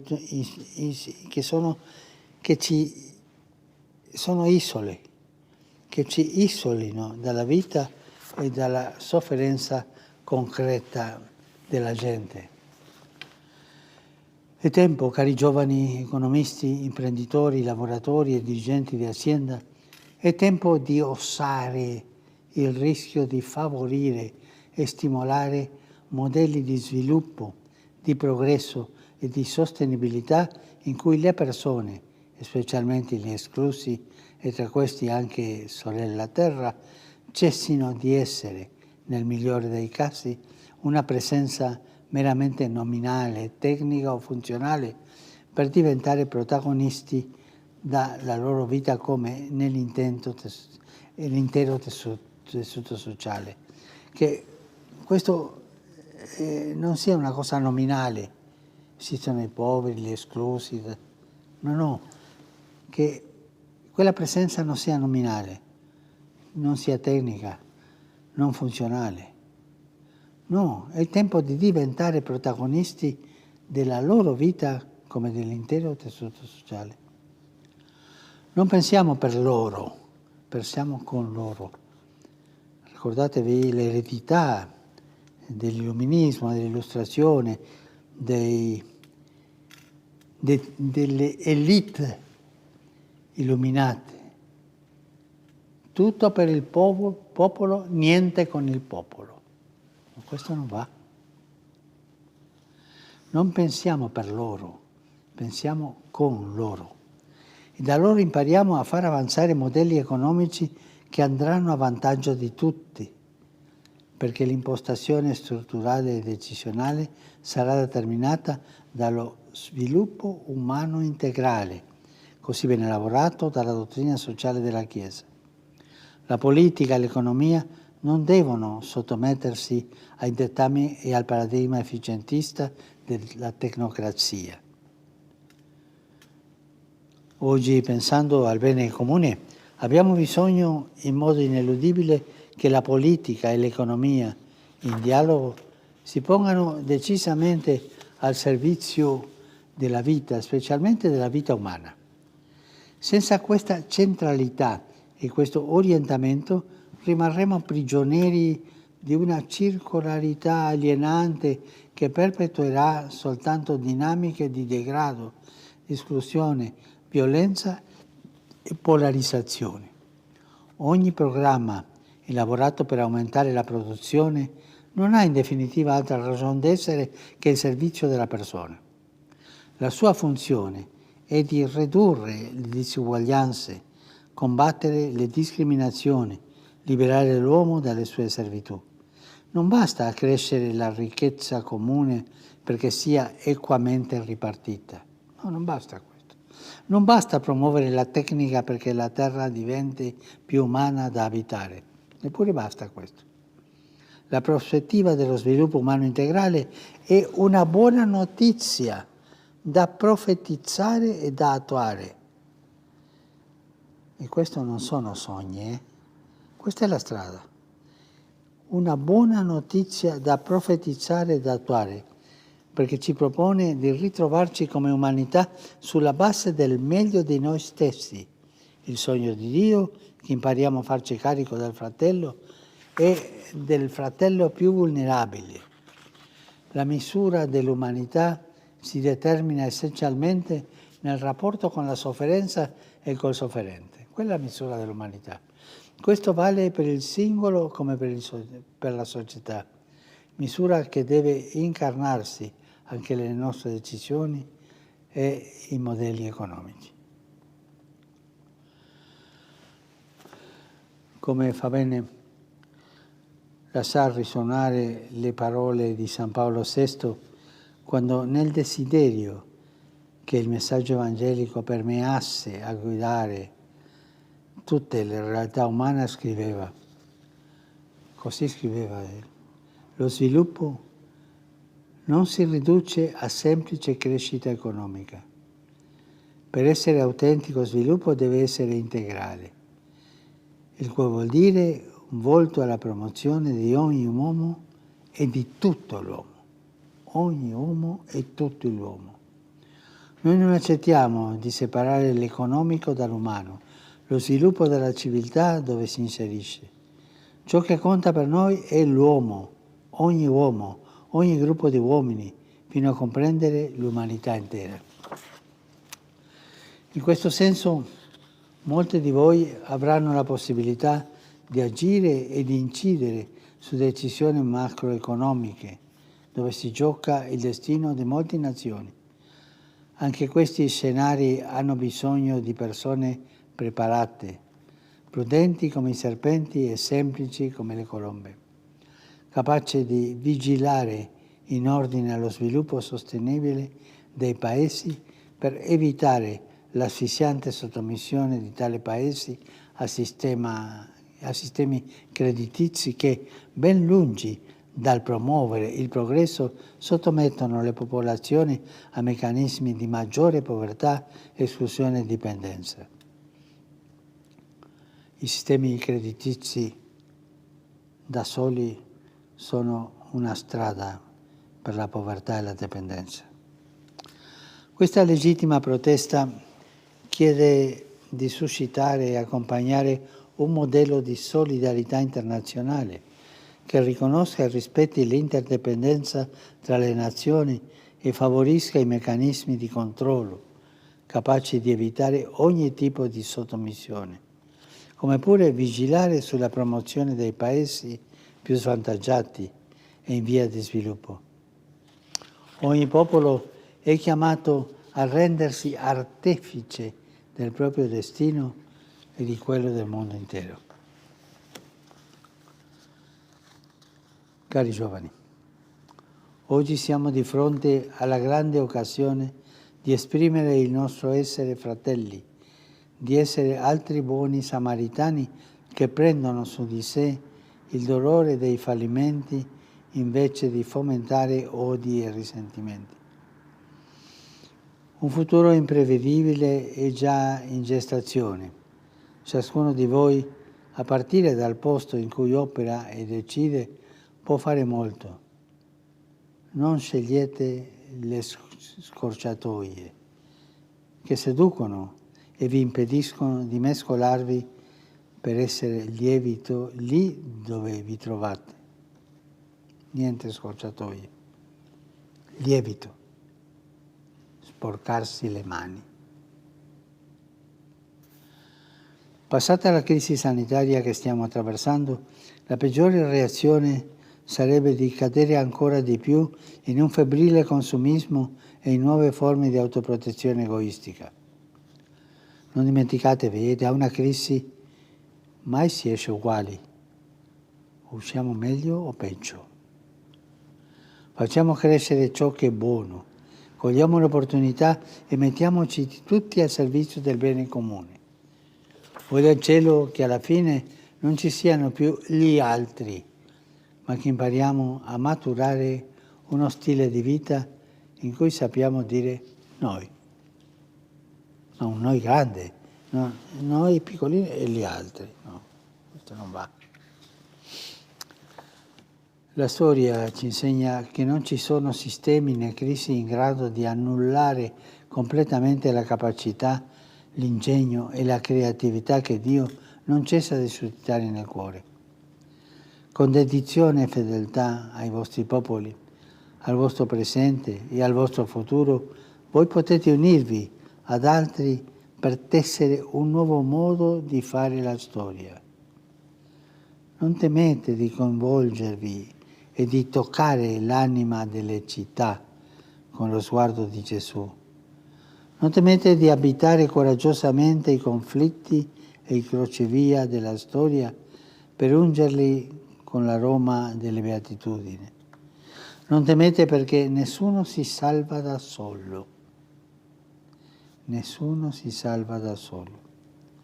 A voi giovani provenienti di 115 paesi rivolgo l'invito a riconoscere che abbiamo bisogno gli uni degli altri per dar vita a questa cultura economica capace di far germogliare sogni, suscitare profezie e visioni, far fiorire speranze, stimolare fiducia, fasciare ferite, intrecciare relazioni, risuscitare un'alba di speranza, imparare l'uno dall'altro a creare un immaginario positivo che illumini le menti, riscalda i cuori, ridoni la forza alle mani e ispiri ai giovani, a tutti i giovani, nessuno escluso, la visione di un futuro raccolmo della gioia del Vangelo. Grazie.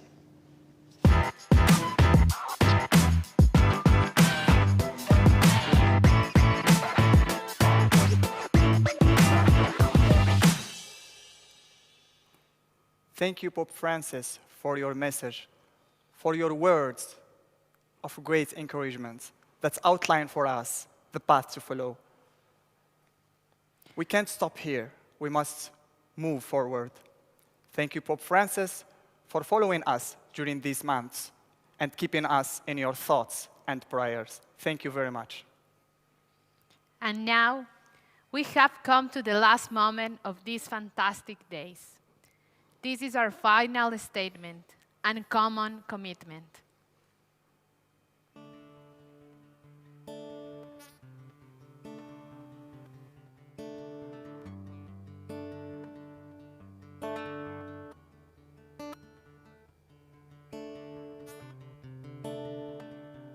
Dünyanın önəmli güc mərkəzləri, əsas iqtisadi və maliyyə institutları yer kürəsinin nəfəs ala bilməsi üçün öz fəaliyyət ağırlıqlarını yavaşladırlar.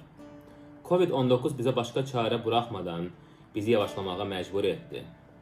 Covid-19 bəlası yekunlaşdıqdan sonra biz dünyaya və onun üzərində yaşayan insanlara boğucu zərər verən bu azğın yarışı daha da yavaşlatmağa qərar verməliyik.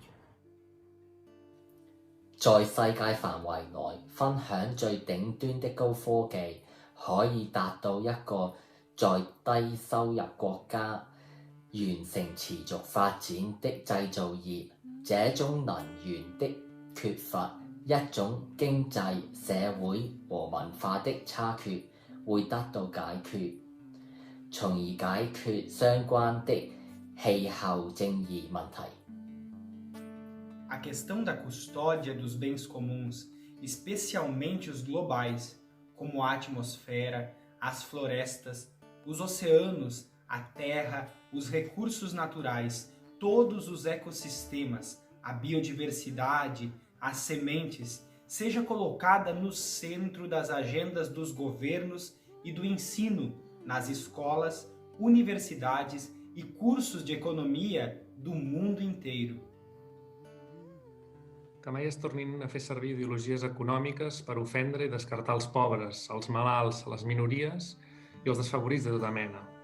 Perquè la primera ajuda a la seva indigència és el respecte i l'estima a la seva persona. La pobresa no és una maledicció, és solament una dissort i no és responsabilitat dels pobres. Que le droit à un travail décent pour tous, les droits de la famille et tous les droits humains soient respectés dans la vie de chaque entreprise, pour chaque travailleuse et chaque travailleur, garantis par les politiques sociales de chaque pays et reconnus dans le monde entier par une charte partagée, qui décourage des choix d'entreprise guidés seulement par le profit et basés sur l'exploitation des mineurs et les plus défavorisés. Vengano immediatamente aboliti i paradisi fiscali in tutto il mondo, perché il denaro depositato in un paradiso fiscale è denaro sottratto al nostro presente e al nostro futuro, e perché un nuovo patto fiscale sarà la prima risposta al mondo post-Covid. New financial institutions be established and the existing ones, the World Bank, the International Monetary Fund, be reformed in a democratic and inclusive sense to help the world recover from poverty and imbalances produced by the pandemic. Các công ty và ngân hàng, đặc biệt là các công ty lớn và đa quốc gia, cần phải thành lập một ủy ban đạo đức độc lập trong ban quản trị của họ, có quyền phủ quyết đối với các vấn đề về môi trường, công lý và tác động đến những người nghèo nhất. Que las instituciones nacionales e internacionales prevean premios para apoyar a empresarios innovadores en el ámbito ambiental, social, espiritual y no por último, gerencial. Porque solo repensando la gestión de las personas en las empresas será posible una sostenibilidad global de la economía. Los estados, las grandes empresas y las instituciones internacionales asuman el compromiso de una educación de calidad para cada niña y niño del mundo, porque el capital humano es el primer capital de todo humanismo. Economic organizations and civil institutions do not rest until female workers have the same opportunities as male workers, because without an adequate presence of female talent, businesses and working places cannot be fully and authentically human and happy places. Finally, we ask for everyone's commitment so that the time prophesied by Isaiah may draw near. They shall beat their swords into plowshares and their spears into pruning hooks. Nation shall not lift up sword against nation, neither shall they learn war anymore. We young people can no longer tolerate resources being taken away from schools, healthcare, our present and our future to build weapons and fuel wars needed to sell them. We would like to tell our children that the world at war is finished forever. All this, which we already experience in our work and in our lifestyles, we ask knowing that it is very difficult, and that perhaps many consider it utopian. Instead, we believe it is prophetic, and therefore that we can ask and ask again, because what we seems impossible today will seem less tomorrow, thanks to our commitment and our insistence. You adults who control the economy and businesses have done a lot for us young people, but you can do more. Our times are too difficult to ask for anything but the impossible. We believe in you, and this is why we ask much of you. But if we asked for less, we wouldn't be asking enough. In fact, we ask all this, first of all, from ourselves, and are committed to live our best years of energy and intelligence, so that the economy of Francesco can bring salt and leaven to everyone's economy.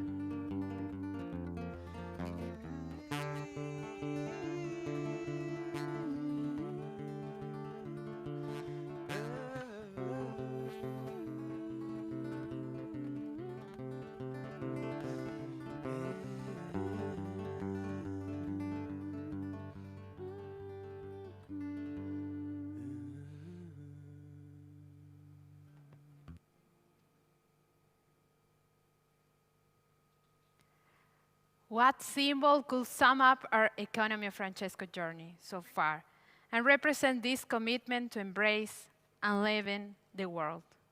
What about the Christ, the Redeemer in Brazil?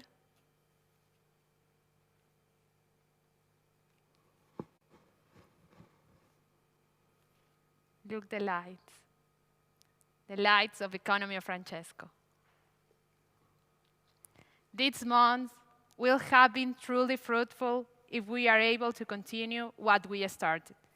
If we involve many other young people, if we are witnesses and ambassadors of a different economy, and above all, different relationships. Good work, friends. Let's Economy of Francesco. See you soon. Thanks to everyone. Thanks to Pope Francis. Thanks to San Francis. Guys, you are amazing. Thank you. Thanks to San Francis, more alive than ever. Thanks to all. Thanks. See you soon.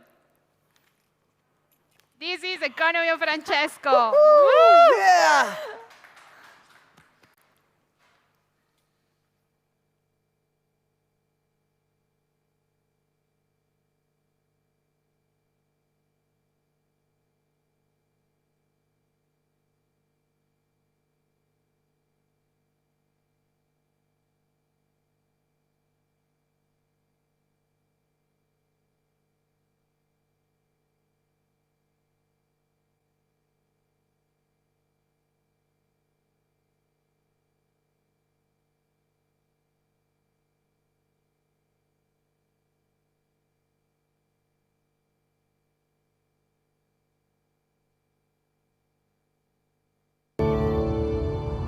As we were getting closer, something was happening back home.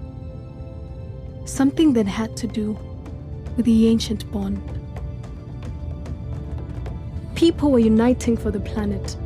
They wanted to make things right. No matter what they were told, they wouldn't give up on home just yet. The bond was not lost.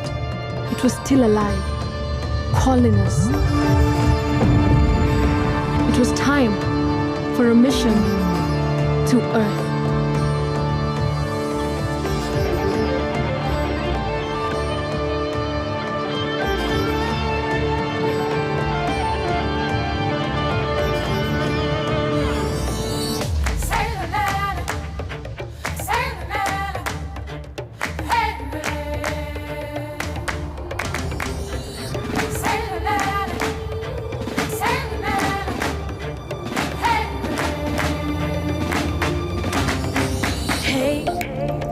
Walk with me. We're under the same sun with oceans all around, yet it's not